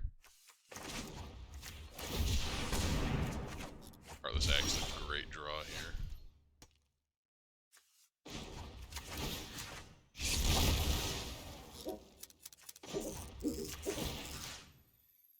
Cancel, actually. I want to auto-rage room first. Then we'll use this swamp as another attacker. Keep that. That's okay. If he wants to do that, that's fine. Let's kill Nissa and smack Tamiyo for a good chunk, though. Let's see, so 2, 3, 4, 5, 6, 7, 8. If we do that, he's gonna Extinction Event us next turn. I guess we could kill Nissa. Let's see. I think we kind of have to do this, because if we don't, then like we can't kill. We can't kill Tamiyo next turn. Alright, 2 on Nissa, 1 at Tamiyo. Okay, that's fine. Extinction Event away, bro. Like, I know he, like, Tamiyo prevents him from discarding, but lets us, like, filter our draw, see what he's got going on, like, plan accordingly. It's not the greatest use of 2 mana, but it lets us net a mana off of Nissa. Like, we don't use her ability in, like, it doesn't go to waste. So he needs, like, yeah, he needs Ether Gust here, pretty bad. He did get an Uro, that's not nothing.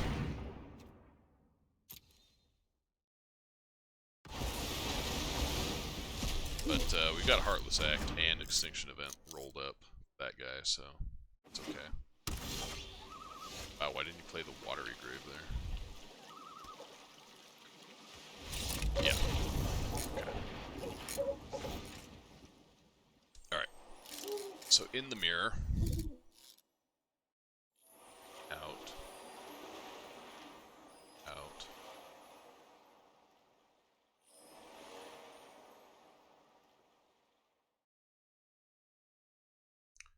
Want Narset, Gust.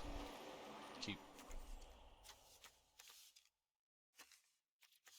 I like brushing up on that's making. What's that?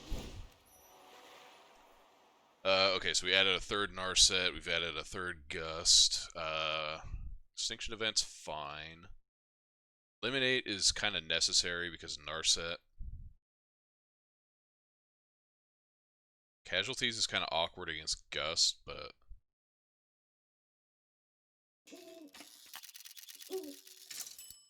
Maybe on the play I'd want that, but I think I might want Noxious Grasp. To kill, like, Nissa and Uro. He has Tameo as well. It's kind of annoying.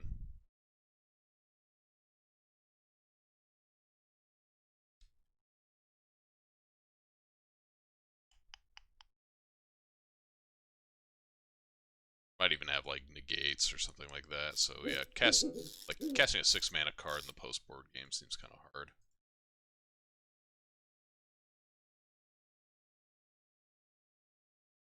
Maybe instead of Gus, we want some number of negate. Like, just do like a 2-2-2-2 split of all the interaction.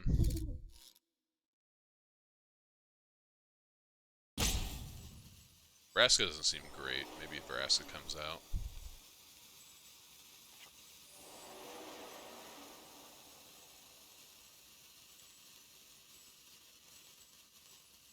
Do I want a Remorse or a Gust? Probably a Gust. We don't want to, like, overload on Hand Disruption. Hand Disruption off the top when you're in a losing situation feels like the worst thing in this game. But having a card like Aether Gust can save your ass. He's on the mole. Keep.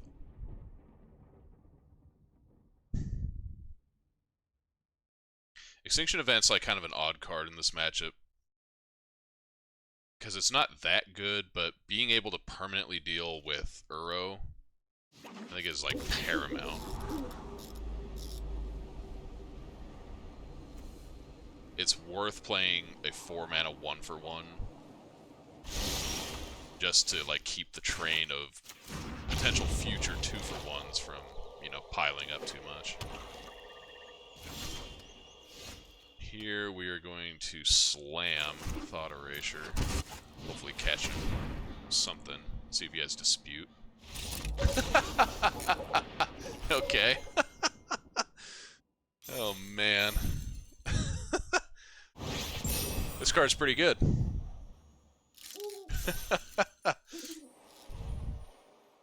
Maybe he had like a Cultivate and he kept like Cultivate expensive, hoping to like draw a 3rd land or something.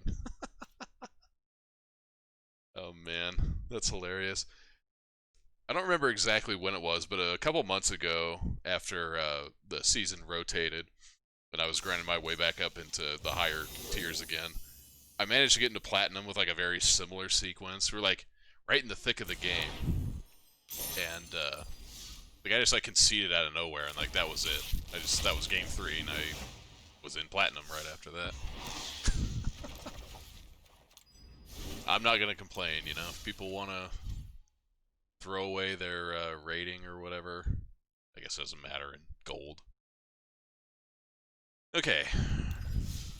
So we've managed to get into Platinum with Sultai. Kind of feeling like I want to switch it up for the last hour and change. I also want to try and cash in on this thing. So what do we want to do there? White or red? Or enticed to play something like this. Play Clover. It's got a decent number of red cards in it. Well, it's got some. This is a really complicated deck. I don't want to play that right now. I don't want to think that hard. Let's play some Yorion. I think that sounds like fun. Maybe I'm a sadist and or masochist for saying that. It seems like a good time right now. Yeah. Let's do it. Now that we're kind of locked into the next tier, we can afford to have a little bit of fun. We don't have to try hard quite as much. Plus, I got 3 or 4 matches in with that deck anyway, so I want to revisit something else during this stream before rotation next week. I would like like to play. This hand is perfectly serviceable.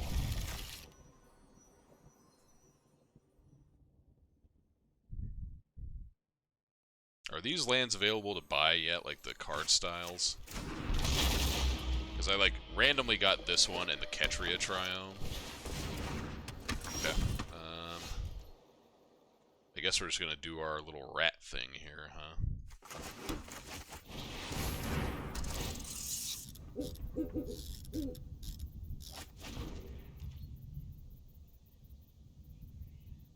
We got a Bone Crusher Giant this thing. Nope.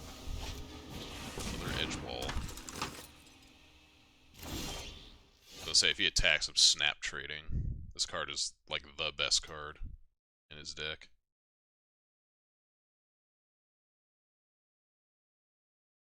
In fact, I don't think he's gonna block it if I attack. I think I can sneak in for a point here.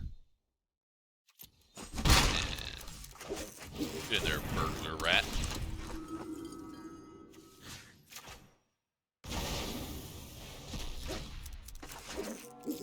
Can't get value off your Edgewall Innkeepers if you don't have a hand.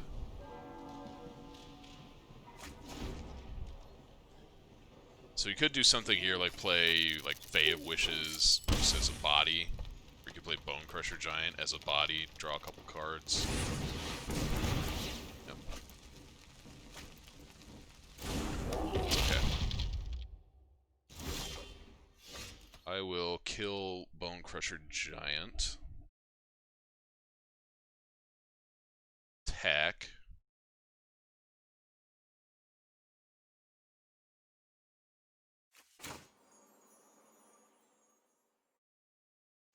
Yeah.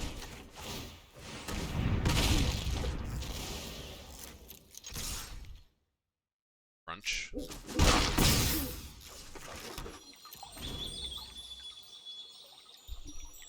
I think I'm gonna get a Plains off this Fabled Passage.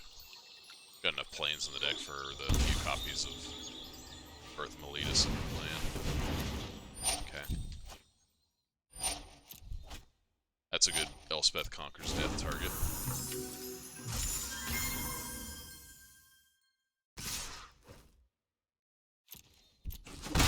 Might as well get in there, I'm not blocking. So let's do this now.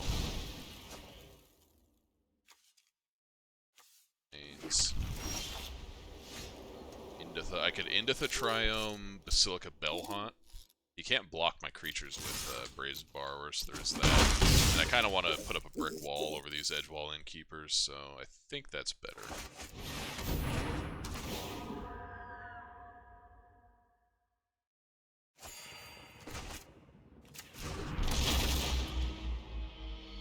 And like next turn we could do something like if we draw a 3-mana card or something like that, we can Yorion plus 3-mana card, set up for Elspeth Conquers Death, and then Yorion to make a huge turn. Clover, okay. I wish I could Elspeth Conquers Death that. You have another Brazen Borrower here. It's kind of dumpy to have to Brazen Borrower any of these cards. Let alone 2 of them. Alright. That's fair.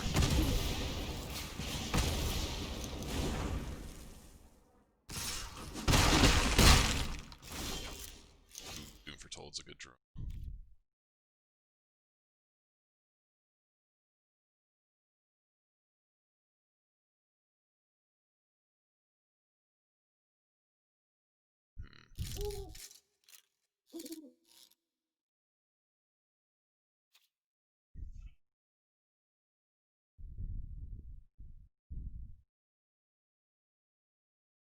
No, Doom Foretold's an okay draw, I guess. If I play Doom Foretold, he probably gets rid of Brazen Borrower and plays Bone Crusher Giant. And then next turn, I can Elspeth Conquers Death to get Bone Crusher off the table, and then set up for a Basilica Bellhaunt to come back at a later point. So... because he's going to feel like he has to start racing, I think, is what this is going to come down to a degree. Yeah, so Brazen Borrower's gone.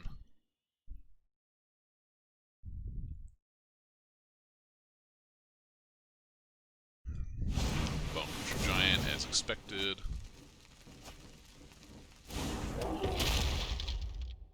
I think what I'm going to do is sacrifice one creature to Doom Foretold, if I can.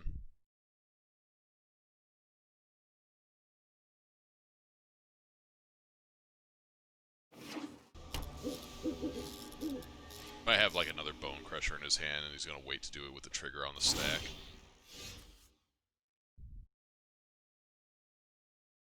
Fiber Threat. Eliminates a pretty good draw.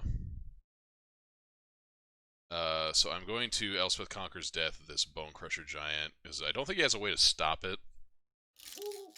Unless he wants to... He probably doesn't have a main deck. He might have a negate main deck. But this gets it off the table and lets me keep, like, sending with Charming Prince, and at some point he's going to have to start blocking with Edgewall Innkeeper.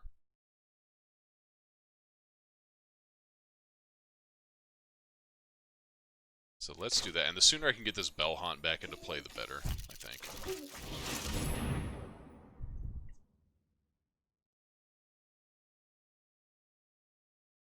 You have another Bone Crusher.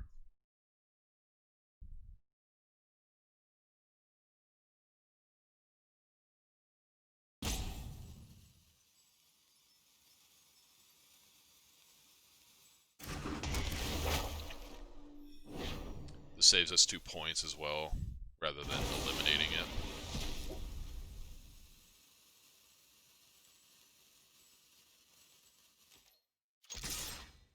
You might be incentivized to double block here, honestly.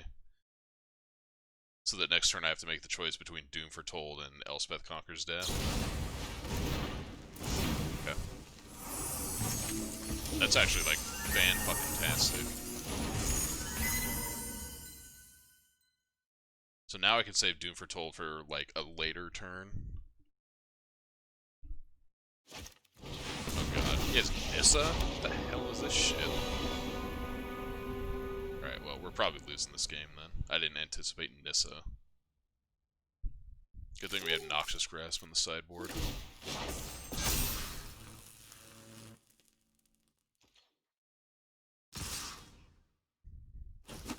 If I could draw Yorion off the top, that'd be solid.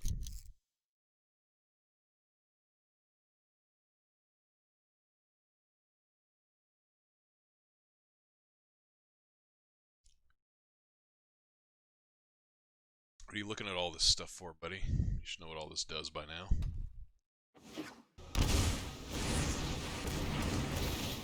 Crazy bee.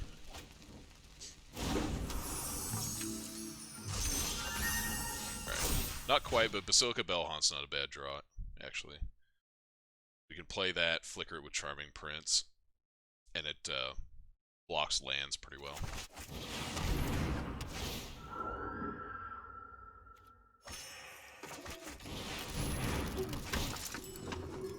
And it gains us quite a bit of life in the process, so that's good. Just another card out of the dude's hand. Like if he had an easy discard and then a hard discard, now he has to make the choice on a hard discard. Okay, I don't know why he tanked so hard on that.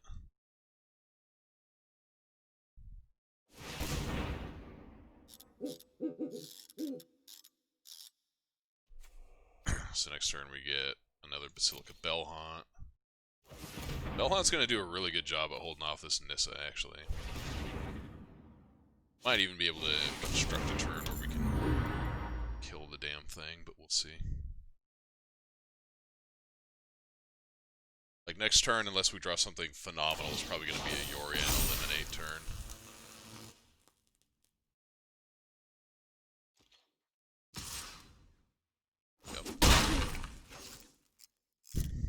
Because we've got to be able to start attacking this Nissa. Soon.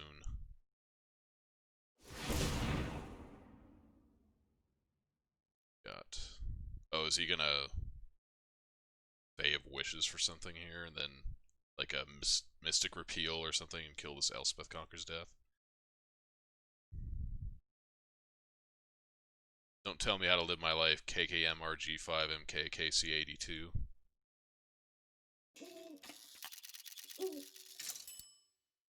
What's going on? What are you doing here, dude?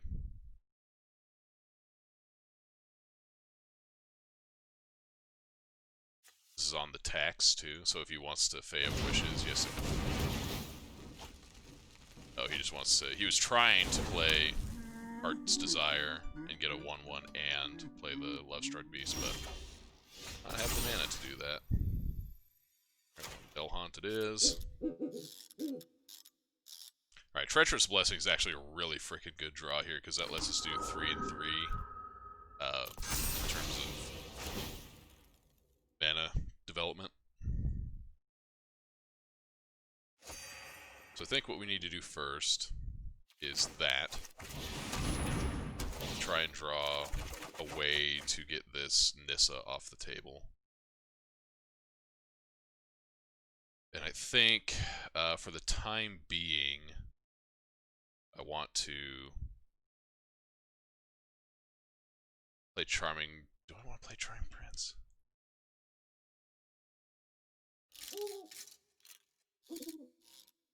So here's the thing. If I put Yorion in my hand, the next turn I could set up for Yorion plus Charming Prince and just go like fucking balls to the wall crazy.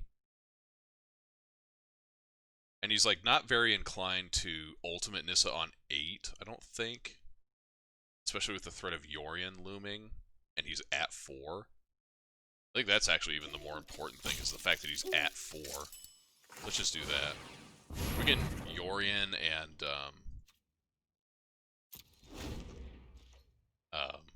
like removal spell or Yorion Charming Prince or something like that, and just like completely obliterate his hand. Yeah, see, I don't care about that at all. That doesn't do anything. So Charming Prince would have been kind of a wasted play right there. This way we get to Yorion, go like wild and crazy with card advantage, and then set up to actually kill him. If he doesn't draw something like right fucking now, then he is like out of it. Fortunately, we drew Temple of Silence for our land. That's okay. We can still get Yorion down, which is the important part of the equation. Alright. I guess we're playing this because we don't have any other land to play. Castle Ardenvale, I don't really need you right now.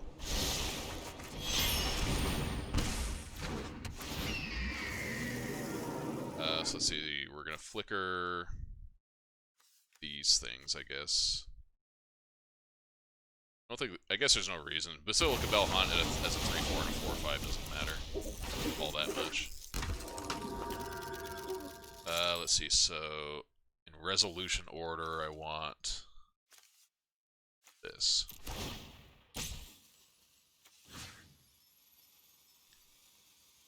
I'm actually not going to flicker Yorion because I want to be able to attack with it. Oh, it actually does it at the beginning of the next end step.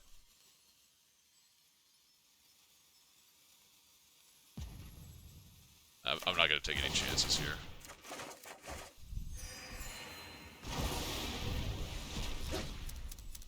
Discarding Godless Shrine.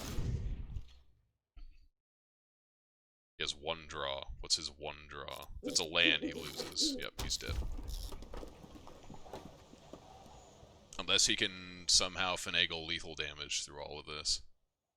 So if he has another land, that's 12 from the lands, 5 from Lovestruck Beast, plus another 6 from Brazen Borrower. So I can block Charming Prince on Lovestruck Beast, eat a land, eat... No, he's not even gonna try. Alright then. Lose.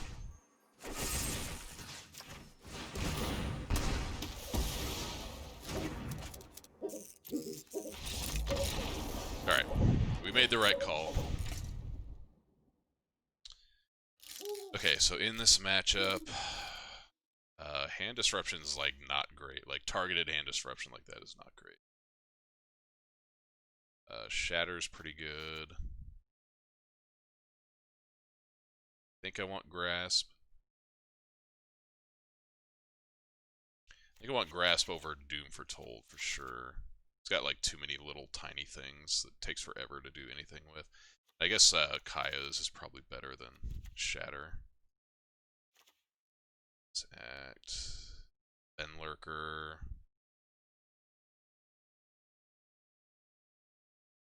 I don't mind like the creatures that make him discard. It's just I don't want like the targeted discard.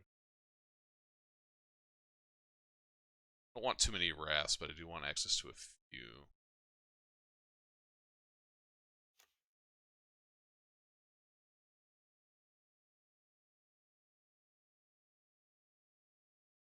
This is like a little bit of a nombo, like having all this stuff, but it's not that big of a deal. ECD is slightly awkward against that deck, but it does kill Bone Crusher Giant, Beanstalk Giant, which we didn't see at all, Brazen Borrower, and Elspeth, and like Great Henge if he brings that in. At the end of the day, it's just like a creature deck.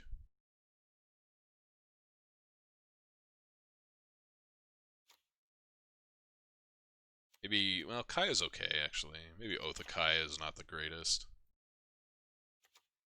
Just want, like, all of Kaya's Wraths.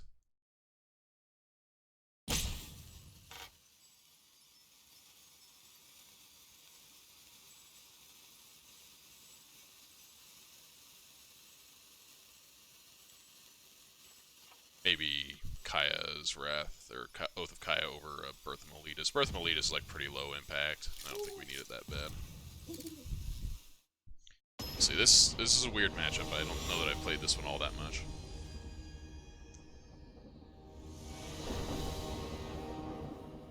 So we're kind of shooting off the hip here a little bit.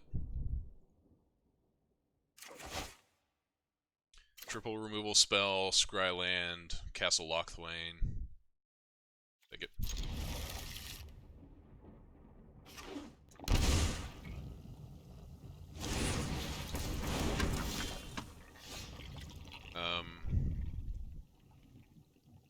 Seems a little counterintuitive, but I am going to lead with Into the Triumph here.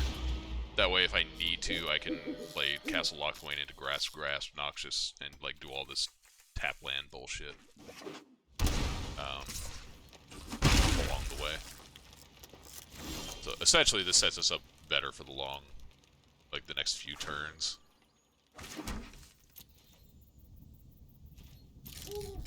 Because like if he had a Edgewall Innkeeper here or something like that, I would want to kill that. Prior to him playing Lovestruck Beast. Which is what he's going to do here. Most likely. No, Beanstalk Giant, okay.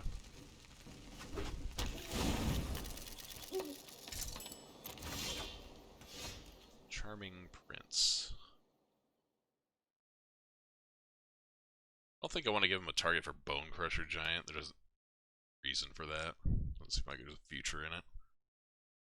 I want to save Noxious Grass for Nissa. So the question here is, do I shock for Godless Shrine in case he plays Lovestruck Beast? Because Grasp of Darkness doesn't kill it.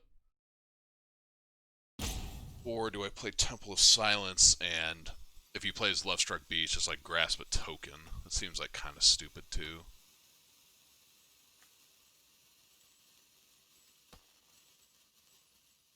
I guess I could just play Charming Prince. Let's see what Temple says. I'm gonna go with the Temple play. ECD's fine.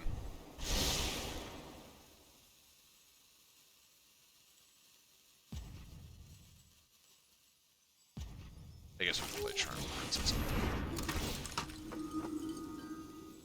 Scry 2. We'll see what the card under that is. I don't really need another land at the moment, so we're gonna shove that.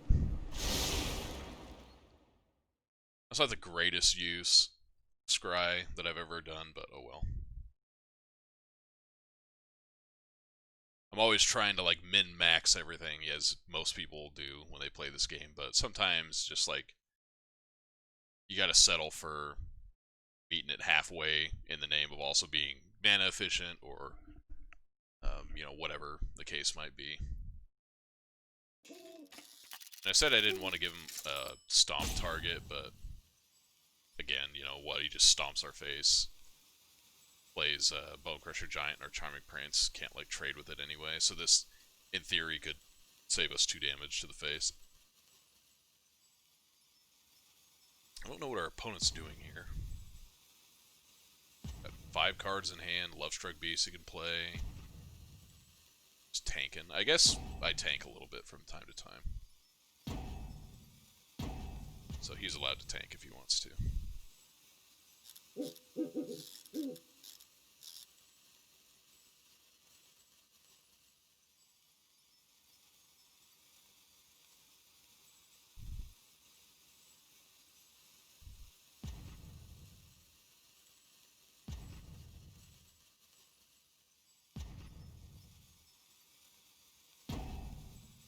Now I'm really confused. Okay. Did he disconnect? Is that the deal?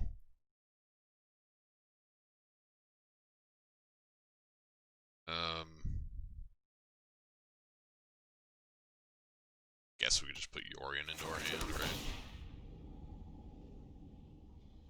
But he's there. I mean, he's looking at our hand. Like the trigger. Is he gonna play like a Night Pack Ambusher or something stupid?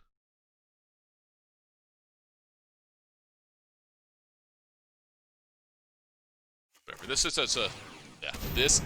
us up better if he does do something like Nissa, and then so we can like Nissa to or Elspeth Conquers Death to kill the Nissa, take our lumps, and then presumably he'll play something else that the ECD can kill. Alright, so we found 1 land. He can like land Edgewall Innkeeper. Or not.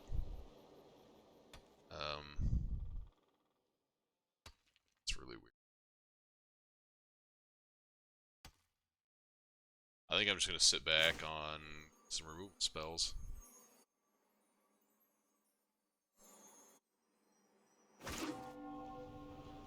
Shock here.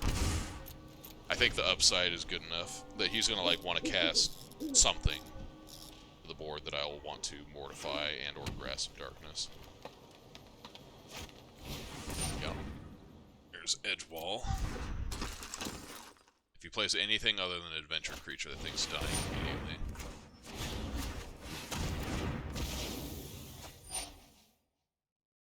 Yeah, you can have your lucky blow.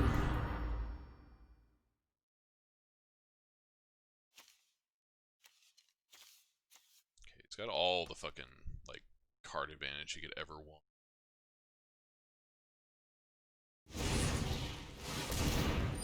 He's gonna Fae, huh? What is he going to get? Chandra. Okay, that's a good ECD target. Chandra and Ugin.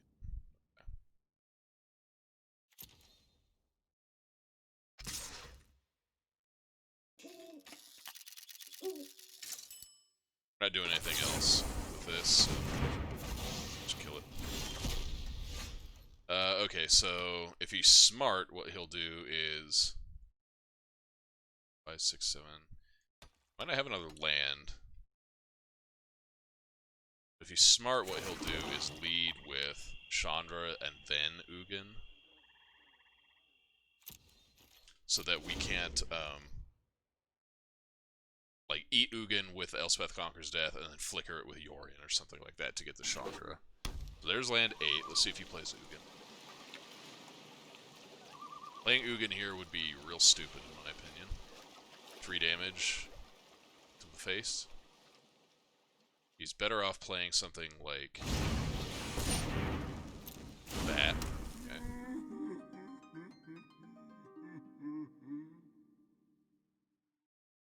I would like to draw like an Oath of Kaya.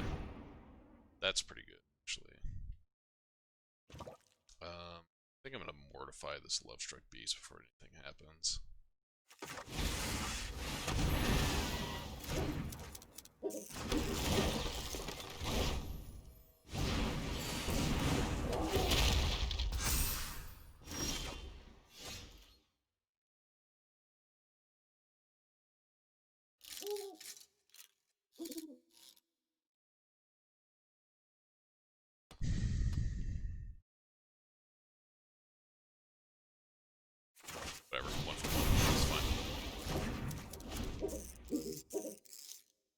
Not fantastic, but I've seen worse trades in my life.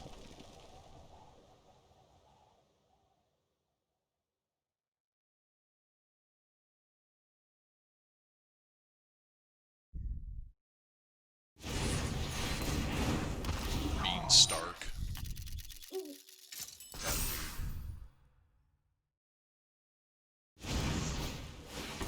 Yep.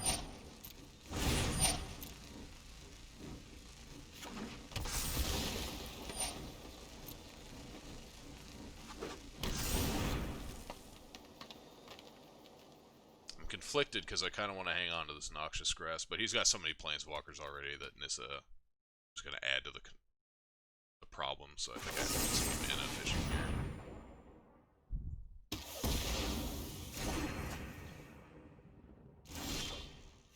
It's not the draws. I'll keep that, that's fine. That's actually a really good draw.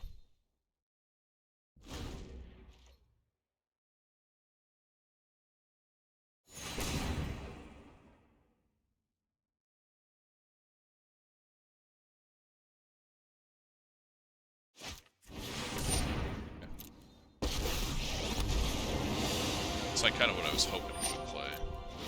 You can rumble with an emblem for a little while. 6 mana to put a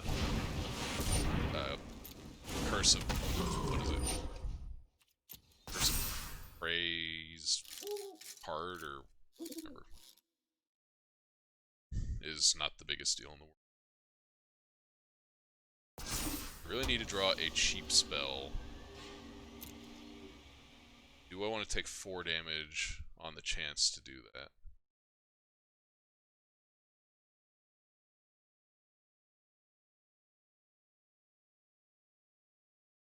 So if I don't do that, then I'm forced to Kaya's Wrath. Like between this and my draw step, I'm forced to Kaya's Wrath. And then we get 2 Chandras. Chandra emblems, that is. And then we have 7 turns to win from there. Whatever, I think we're gonna have to gamble a little bit. Okay, that's a reasonable draw. 1, 2, 3, 4, 5, 6, 7, 8. So we've got to Elspeth Conquers Death to kill Beanstalk Giant.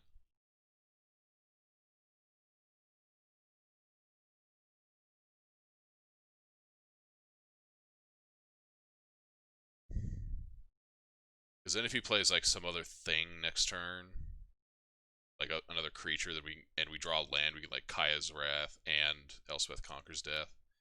But he's probably playing Ugin if we do this play. So we'll see how this goes. Gotta kill this thing.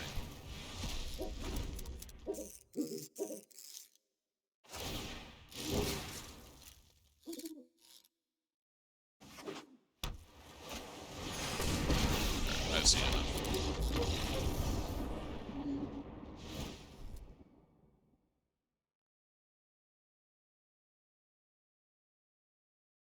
Alright, so on the play, do we change anything?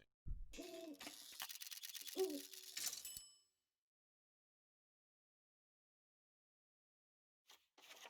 think maybe we do want to just get like maximum, not maximum discard, but maximum discard that can hit anything in his deck. Like Duress is very hit or miss against that deck. Either you nab Lucky Clover on turn 1 before they can get it into play, or it like blanks for the whole game. That's kind of what it feels like. Doom Foretold would have been pretty good there at several points. Maybe it's better than Kaya's Wrath.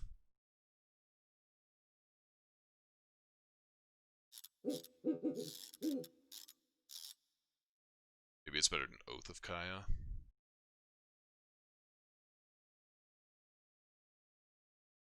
Let's see, we're on the play in game 1? I think so.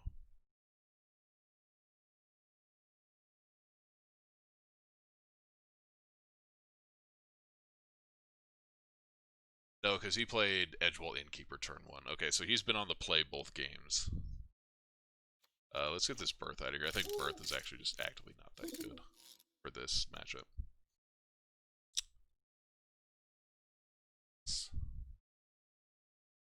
kind of thinking I want Doom.Format. Based on the way that game played out, I think I'm going to do the cut.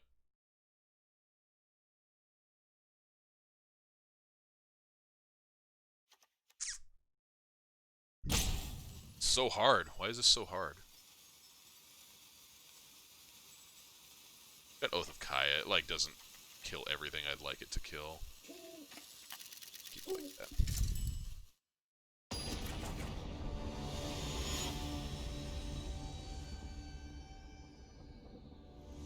Doesn't kill Love-Struck Beast, which is the main thing.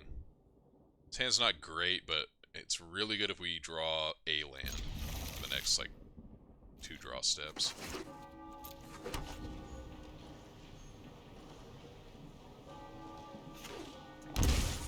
Edgewall. Okay, good. That gives us something to kill. God, can't go 2 to 3 on this. I'm going to try banking on him not having... He's not going to have anything next turn unless he wants to hard cast Fae of Wishes. If that's what he wants to do, I'm okay with that. God damn it, Fabled Passage. Why couldn't you just have been a basic? Wow, he actually decided to make that play. Okay.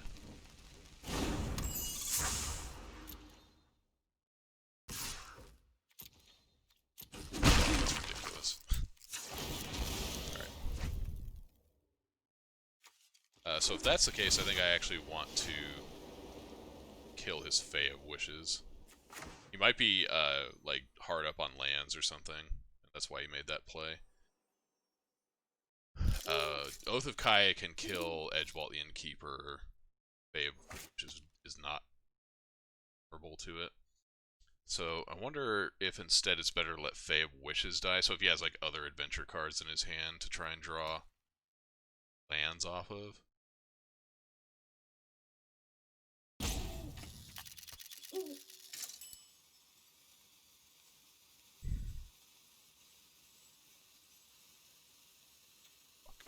I think we need to cut off Edgewall Innkeeper. If he wants to bin some cards and put a Fae of Wishes back in his hand, that's fine. Like if I go to eliminate it and he does that play. Plus I want to set up to have some stuff in play for Doom.Format. That goes off. Cool. And he's like bricked on lands, so that's really good for us. I'm going to keep that. Play Treacherous Blessing here. And next turn we slam Doom.Format and start shutting the door. Hopefully.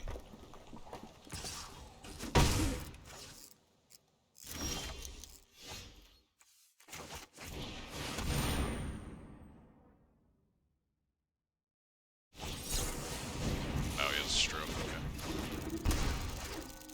We got another Doom.Format though, there's more where that came from. We can also just hardcast Yorion next turn if we want to. Although, now with that going on, I think I would rather Doom.Format and kill Fae of Wishes. So let's do that.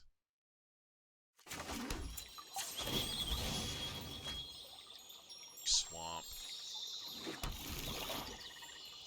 Let's use a Grasp of Darkness, because Eliminate will kill basically everything else in his deck.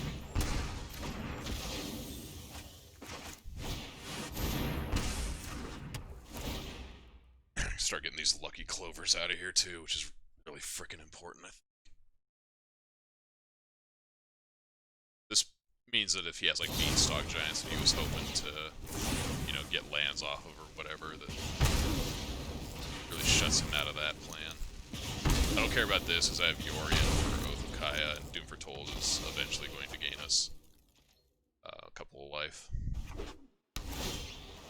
By Treacherous Blessing. I'm okay making that play because I think we've got enough going on, and I think both of these cards are a little bit better at the moment. So I'm going to Yarok's Fenlurker, and then also play Yorion. So we'll start eating away his hand too. He doesn't have any red, so he can't interact with Fenlurker. Hopefully he doesn't have another stroke. Hopefully he does have a stroke. No sense in blinking Doom for 12, doesn't matter. Lucky Clover's out of here. Plus another card in his hand. Manissa, that's really good. He doesn't have another one.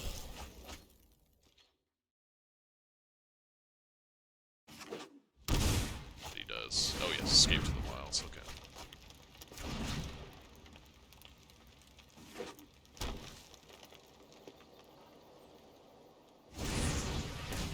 Here's a token.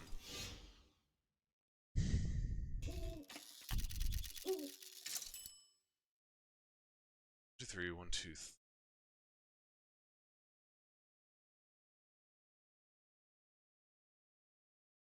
I think I'm actually gonna bin this Fenlurker.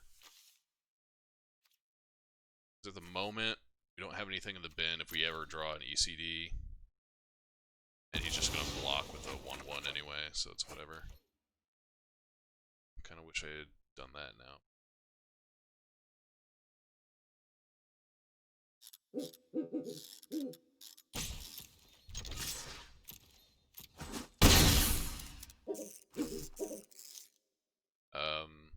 We don't have to do anything here. He's gonna die next turn if he can't stop what we got going on. He doesn't know that, but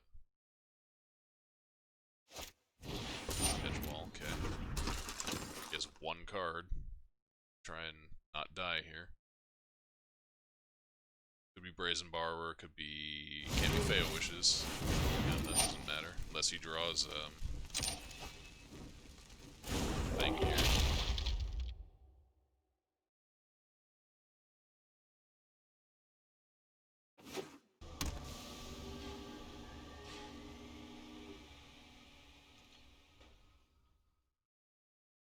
Let's see, so I think what I want to do is try and clear his stuff off the board.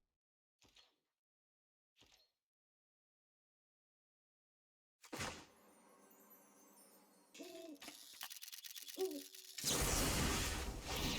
see what he does here.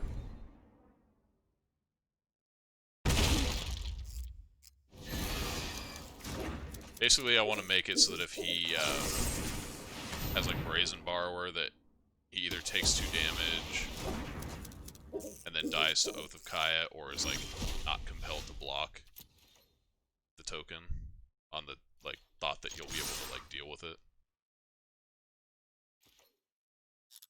If he just takes it here, then that's fucking awesome. Alright.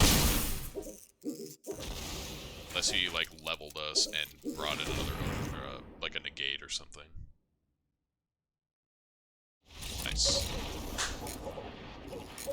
Easy.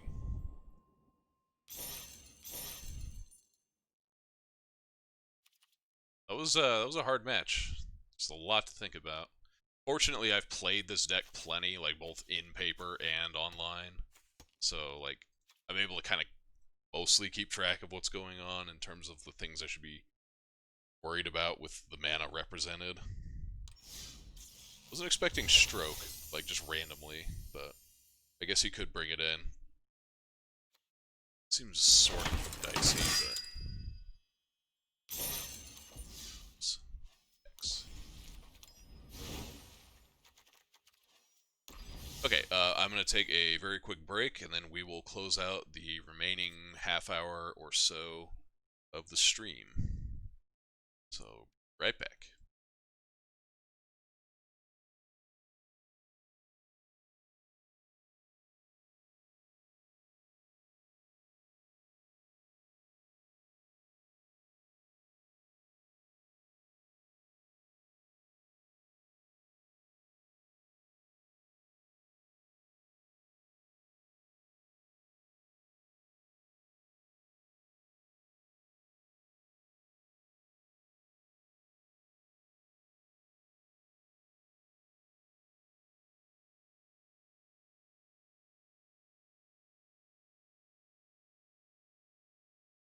Well, you've got one heck of a nerve.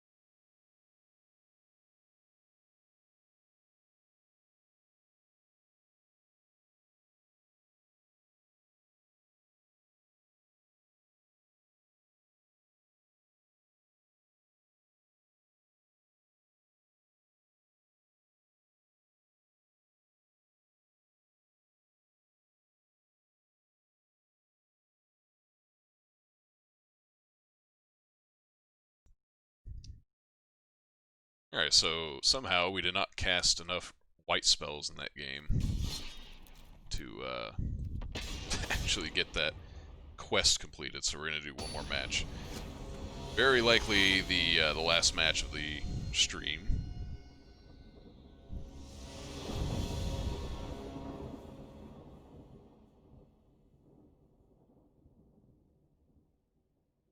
And then I am going to go whip up some magic in the kitchen. Alright, so we've got mono 2s, 2 lands that can cast everything, and an Elspeth Conquers Death. This hand is not good against like mono red, but everything else it's like reasonable. Cash in these, yeah, this is probably going to be fine. We'll cash in these Agonizing Remorses first. I don't think I want that. So that they're like unlikely to miss, and then we can always like Fen Lurker a little later.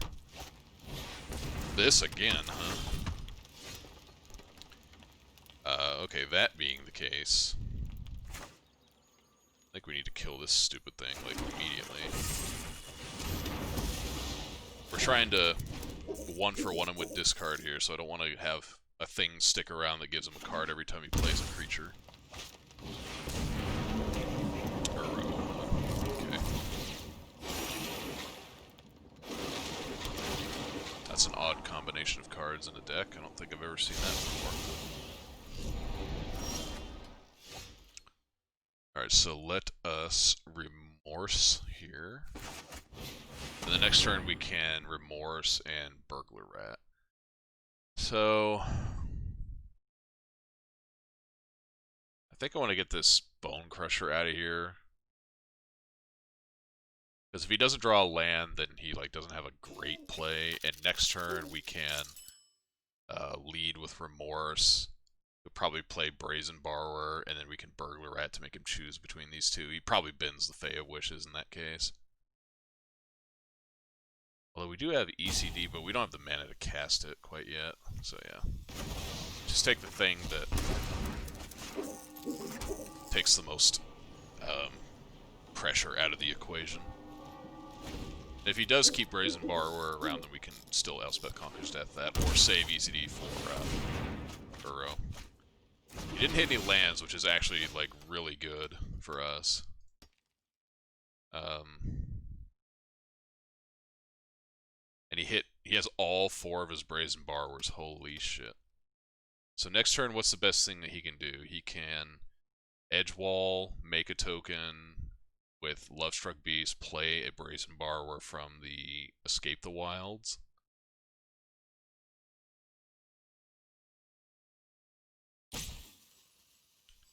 So I think, and we know he's got Brazen Borrower, Fae of Wishes in hand. I think we're probably going to have to save this Agonizing Remorse for the Uro that's in the bin. So let's just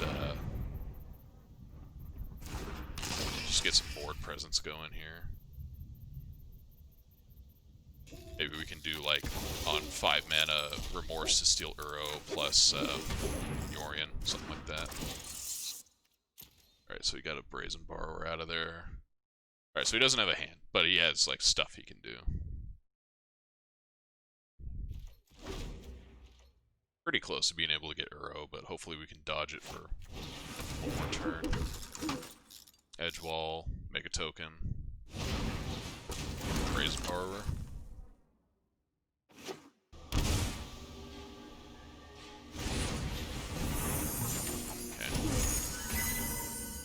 Oh, I guess he can, like, bounce both of our things. That way he ends up getting 2 Brazen Borrowers out of it. That's not bad.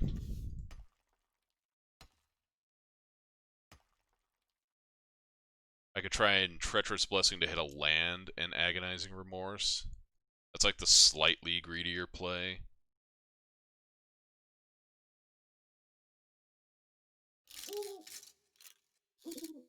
But he can't cast Uro anyway, and he's like unlikely for that. It's unlikely for that to change next turn. Because most of the stuff that he plays, like, plays to the board, so it has to die first before it goes to the bin.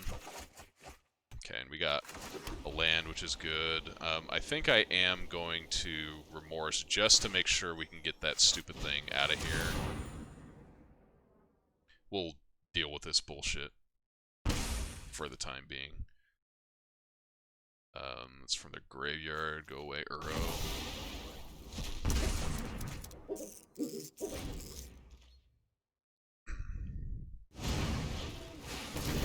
Okay.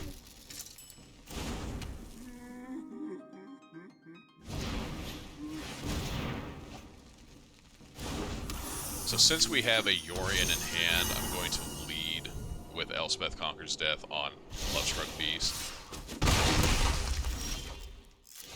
I could alternatively do like Oath of Kaya to kill Brazen Borrower, play like Fenlurker, and then next turn like ECD the Lovestruck Beast.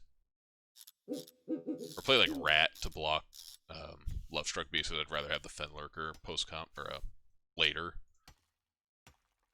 Because doing this now, we take 5 next turn, plus the 1 would be down at 9. This way, we kill this, we go up to 17, we take 7 down to 10. And that sets us up for a little bit better Yorion turn, at the cost of a tiny bit of damage. I think I do want to get a card out of his hand. So let's lead with the rat here and see what happens.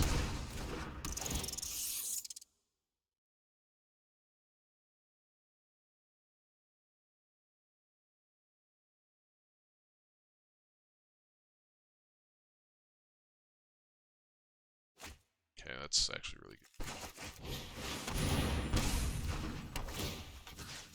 Kill that thing. Alright, so Brazen Borrower is more or less out of the equation, which is nice.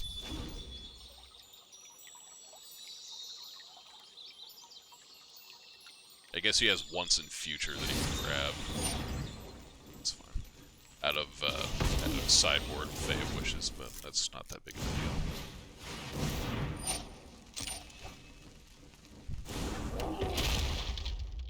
Alright, so if we draw another land here, then we can Fenlurker plus ECD. And I'm totally fine chump blocking Lovestruck Beast next turn with Fenlurker. Or, I guess we're doing it with Bone Crusher Giant. What does he have in hand? Do you have another Bone Crusher Giant? It's either that or... I don't know what it would be.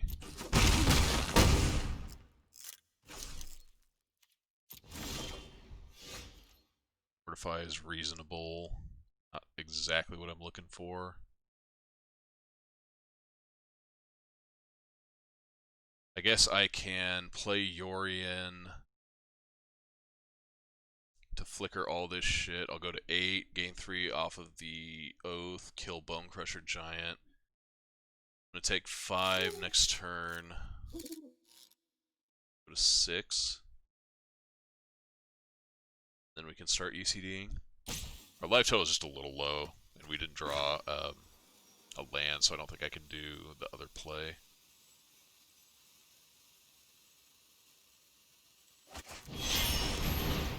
think we kind of have to do this. Hopefully he doesn't have main deck Disdainful Stroke.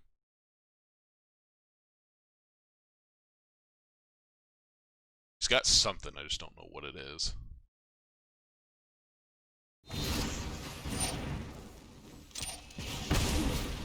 Kind of figured that's what it was.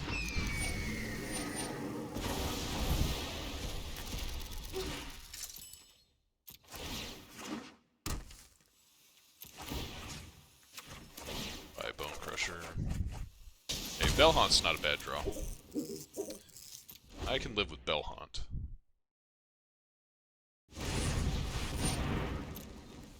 Okay, he only gets one thing. Active Treason. Oh, I guess that kills us. Great. Okay, I did not expect to be playing this matchup again. Alright, Birth Meletus, you're out. We decided on the play we wanted Doom Foretold. But we did not want...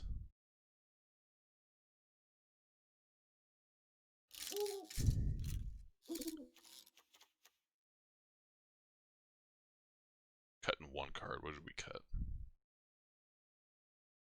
We cut an Oath last time.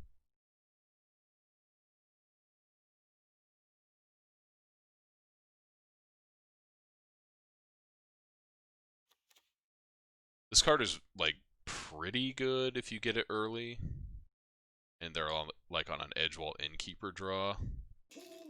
Outside of that, it doesn't really kill anything. Although he has Uro in his deck, actually. So that's definitely a consideration.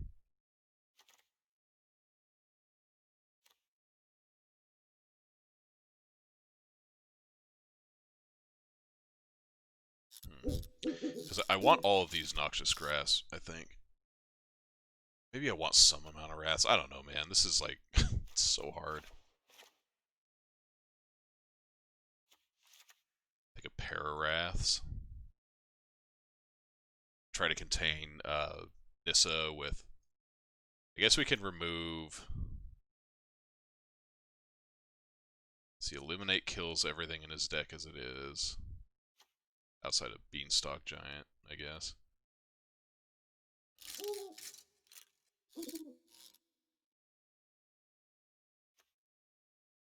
This card kills most of his deck. It's Lovestruck Beast is like the one thing it doesn't kill that I would want it to.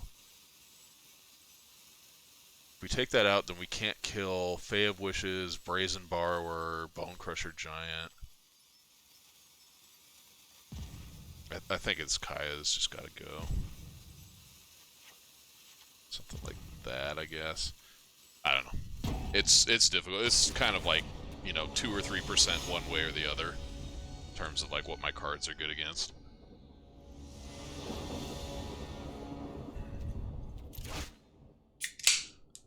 Okay, this will work. It's not great, but it works. We have a way to keep Edgewall Innkeeper off the table, plus a follow-up creature, and we can always grab Yorion if we don't have anything else going on. Yep. Priority target acquired. Go away, Edgewall.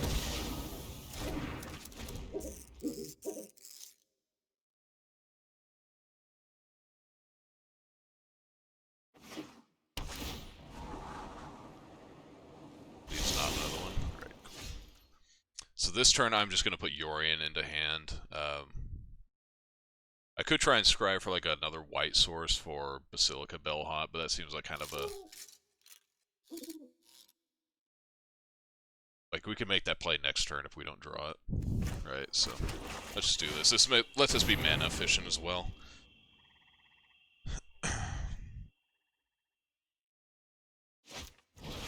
Clover, sure.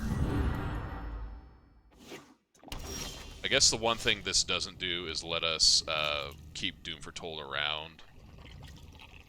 But I really want to get that Lucky Clover off the table, so I think I'm okay throwing away Doom Foretold to make that exchange. Because this card is like what lets the deck get out of control. Plus, he doesn't have Disdainful Stroke up. So unless he like flashes a Brazen Borrower in, then yeah, that's gone.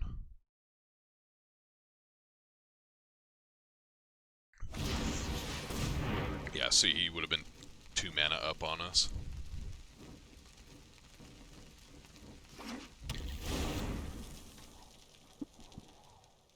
Hopefully we draw a white source here, that would be awesome.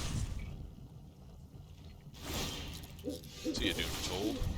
You did fine. Alright, white mana, perfect.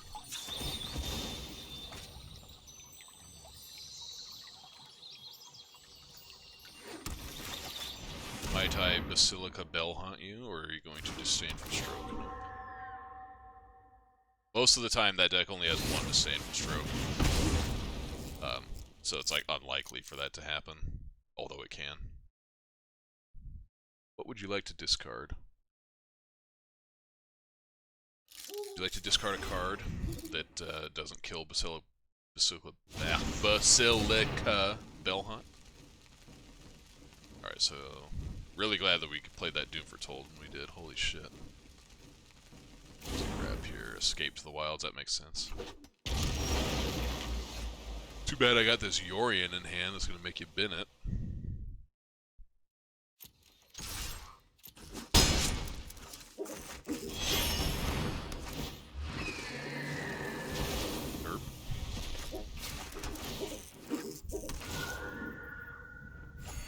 Alright, I think we're in good shape to win this one.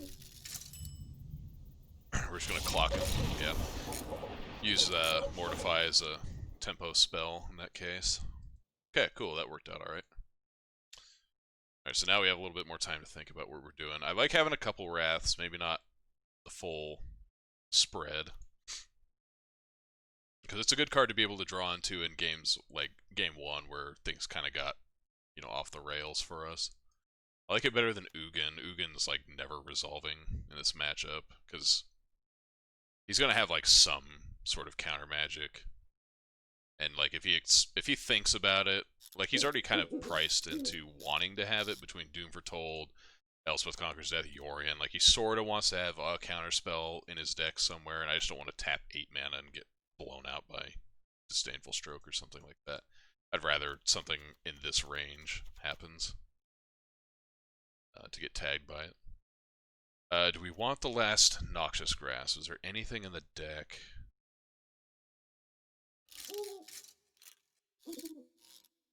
The only thing that's slightly different about his deck is that he has Uro. I don't know how many copies, but it's enticing me to keep this a little more than I would want to otherwise. If he didn't have Uro, I would cut that for Noxious Grasp and the fourth Kaya back, or Oath of Kaya back in the deck, but because he does, I want to have some extra ways to interact with that. Plus, if he does something like Fae of Wishes to go grab, you know, his own Ugin and Chandra like we saw in the previous round, then I want to be able to have, like, I could sandbag this card for that purpose. And then, you know, my Elspeth Conquers Death aren't quite as taxed in that scenario. So I think this is fine. We've got enough hand disruption. We've got enough targeted removal. It's like we're trying to balance around Doom Foretold and Yorion. So like we want Oath of Kaya and we want Charming Prince. We want things we can throw into the equation for either of those.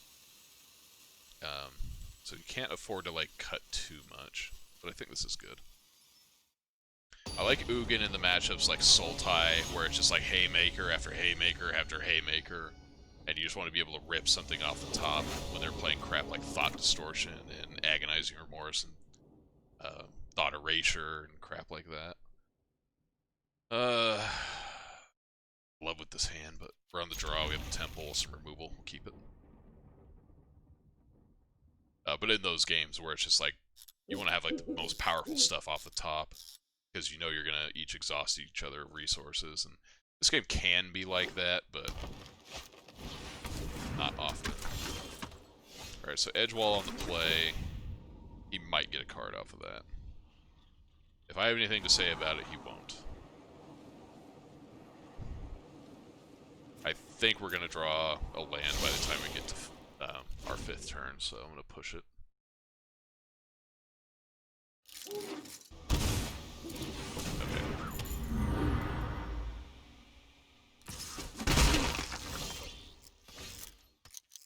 We're just going to Grasp of Darkness this.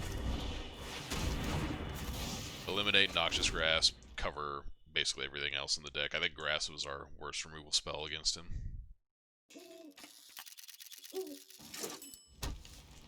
He doesn't play anything here, thank God. Alright, so we're gonna rat him. Rat you out.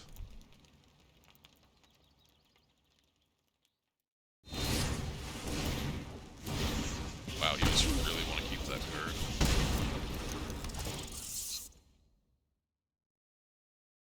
Surprised he didn't hold that to kill our rat. Whatever, man. Which of your other cards would you like to destroy? And by destroy, I mean discard.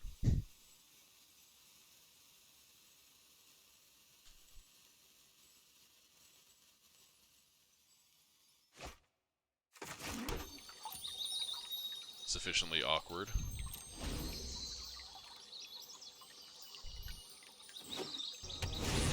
Yep.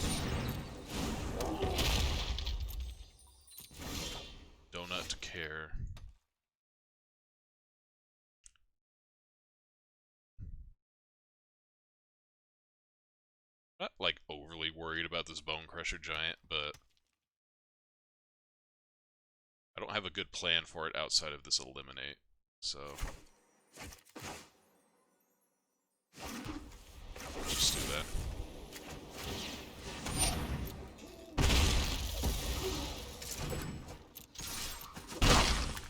We have Grasp up too, if it comes down to it. Grasp next turn, Treacherous Blessing, try to get back into this game. Well, I mean, we're in the game. So this is going to be awesome. If he plays Left Struck Beast here, I'm going to be, yeah, hilariously happy.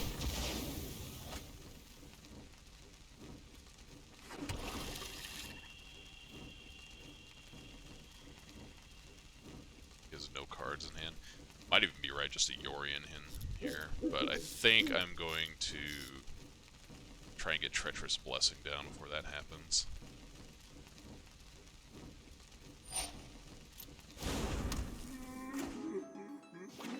Yeah. By Left Struck Beast. I'll take the life. Thank you very much. Let's crack this. Kind of overdrawing land, so I'm going to start thinning the library to some degree. Treacherous Blessing. Should have tapped a second Plains for that. Thanks, Auto Tapper, because now I can't cast Yarok's Fenlurker. Not that I would. There's no cards in his hand. That's a pretty good draw. 2 lands, Lucky Clover is kind of a beating.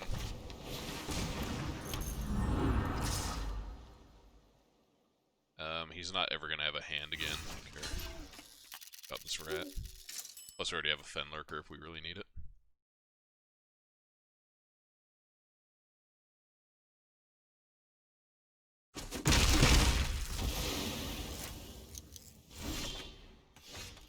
Doom Foretold. That's pretty decent.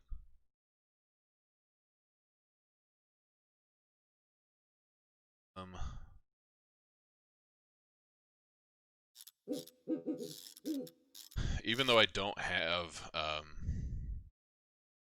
so I could, and if I don't play Doom Foretold now, he's going to cast Fae of Wishes and grab 3 cards, or he's going to grab, or cast, rather, Granted, and get 3 cards. Son of a bitch.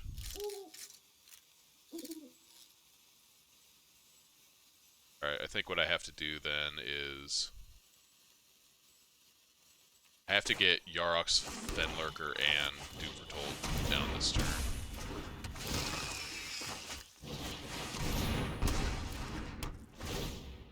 That way I can eat Lucky Clover. He's going to cast Granted here, most likely. Get 2 cards. And hopefully between Yorion, Flickering Fenlurker, and Elspeth Conquers Death, I can contain whatever it is that he grabs. If I grab a Granted here, or Escape the Wilds, that's kind of what I expected. This would be one of those turns that would be really great to draw Agonizing Remorse and Ugin. Come on, Agonizing Remorse.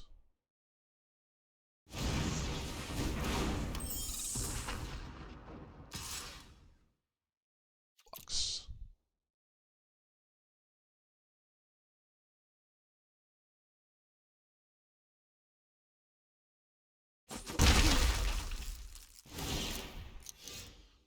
I think Fenlurker's got to go, because I'm going to try and this Yorion down. 1, 2, 3, 4, 5, 6, 7, 8. So he's got enough to play Ugin. I think I just have to try and go a little bit bigger than this Ugin with the Yorion like value.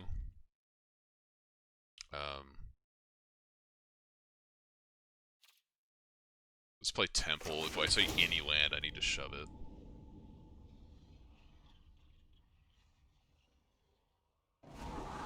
Get the hell out of here. Got enough land for this game, thank you. Oh, right, I can't even cast the damn thing. Like, my brain was still in, old.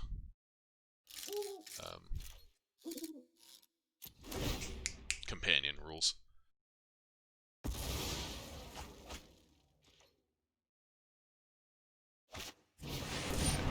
So he's not playing Yorion or Mugen this turn. He didn't draw anything that good. He's gonna get a land off a Beanstalk Giant and probably a Ketria Triome, which I've seen far worse escape the wilds as, you know, the opponent on the other side of it. So that's fine. Give him 2 lands.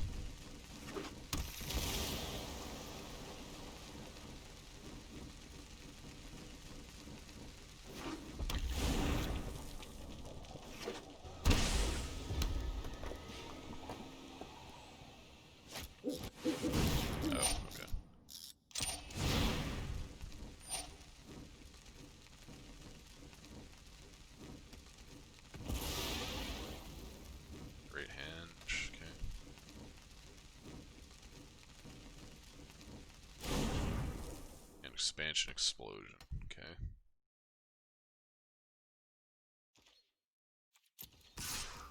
Got a dog. Show me something. That's not something.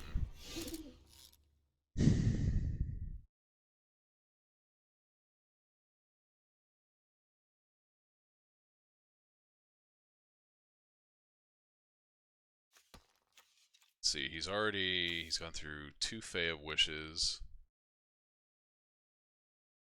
Beanstalk Giant. Another one off of Escape the Wilds. Oh, it's on Adventure, okay. Fae of Wishes. So I kind of think I need to keep this Treacherous Blessing around, because I need to play Yorion and, like, drum up some action, I think. Like, this is not doing anything anymore.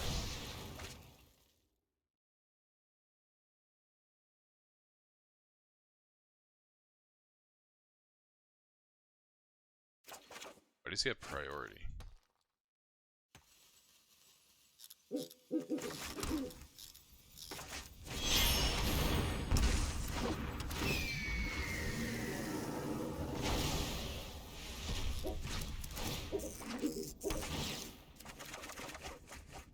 Okay.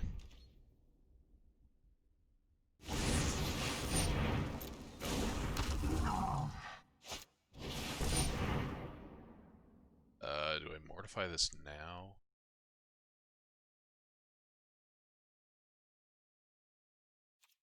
Yeah, I think I mortify this now.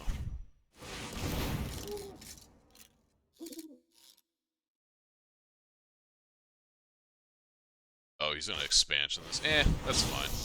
I actually don't care about that.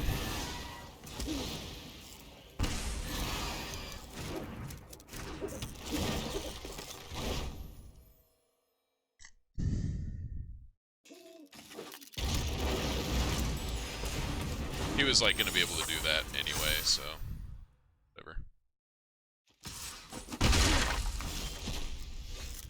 Burglar Rat. Nice draw.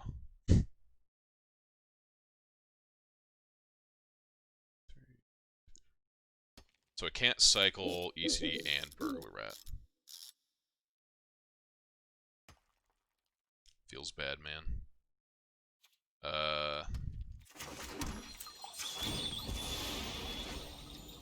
Keep pulling lands out of the deck. I don't think we're winning this one. Like, we're just too far behind. We didn't have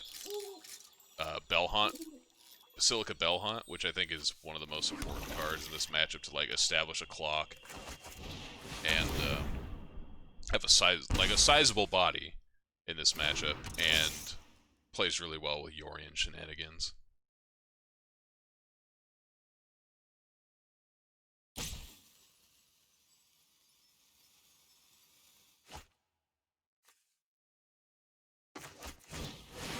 We've got to try and get him to commit this Mugen to the table.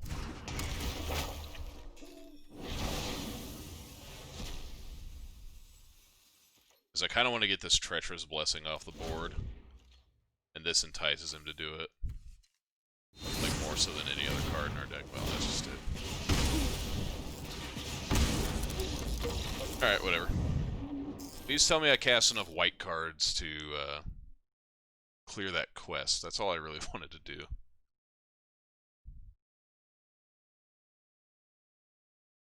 Yeah, that's a hard matchup. I mean, we're not great at putting a clock on. Oh my god, we didn't do it.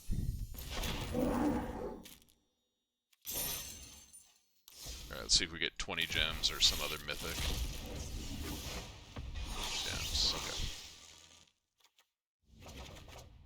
Yeah, that's a hard matchup because this deck does not put on a clock very well.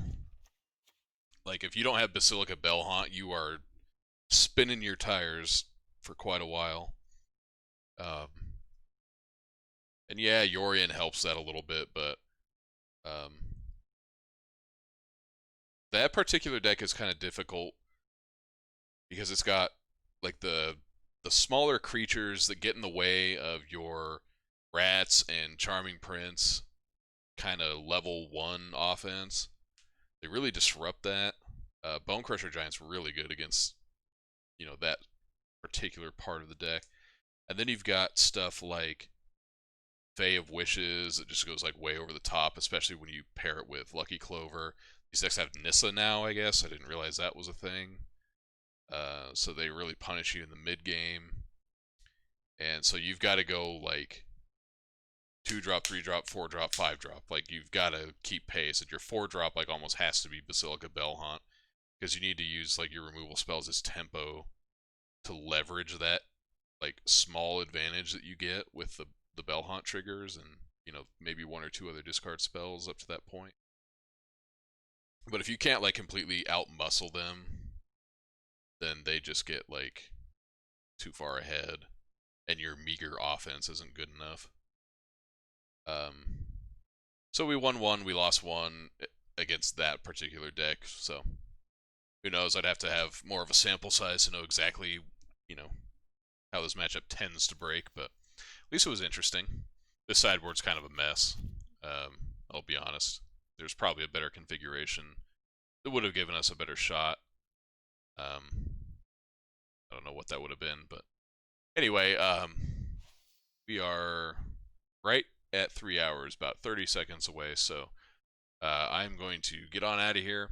Appreciate you all stopping by to hang out for a little bit.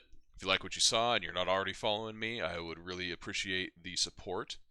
Speaking of which, Adonis Celine, thank you for the follow. I didn't hear the notification, so I apologize that I missed that. But thank you for the follow. I really appreciate that. We are closing in on the 50 followers mark, which is the one I've been working towards for a while. So yeah, I'm going to try and continue to keep it interesting so that you guys enjoy coming in to hang out with me. Anyway, if you're not following me here, really appreciate the support. You can also follow me on Twitter at Canman87Gaming. That's where I announce where I'm going live, what I'll be playing. Usually ahead of time. Sometimes if I'm kind of running behind schedule due to my own personal life and work and things like that, it might be right on the dot, but try to do it a little bit in advance to give people a heads up. I'll be uploading this onto my YouTube channel, so if you want to come back and watch that at a later point, you can do so. My YouTube channel is youtube.com/canman87. And there's a good spread of stuff on there outside of Magic Arena. So if this isn't quite your bag, then hopefully there will be something else on there for you. At any rate, outside of that, I will be back on Sunday streaming. What am I doing? 4 to 6 and 8 to 10. 4 to 6 and 8 to 10. I don't know why I can't even remember my own schedule. But we'll figure out what we're doing in between now and then. Got a number of things I've been kind of itching to play. Might do some more Medieval. We started that last Sunday, so I'll probably toss that in there. I've also been planning on doing some Gradius 3 on Super Nintendo.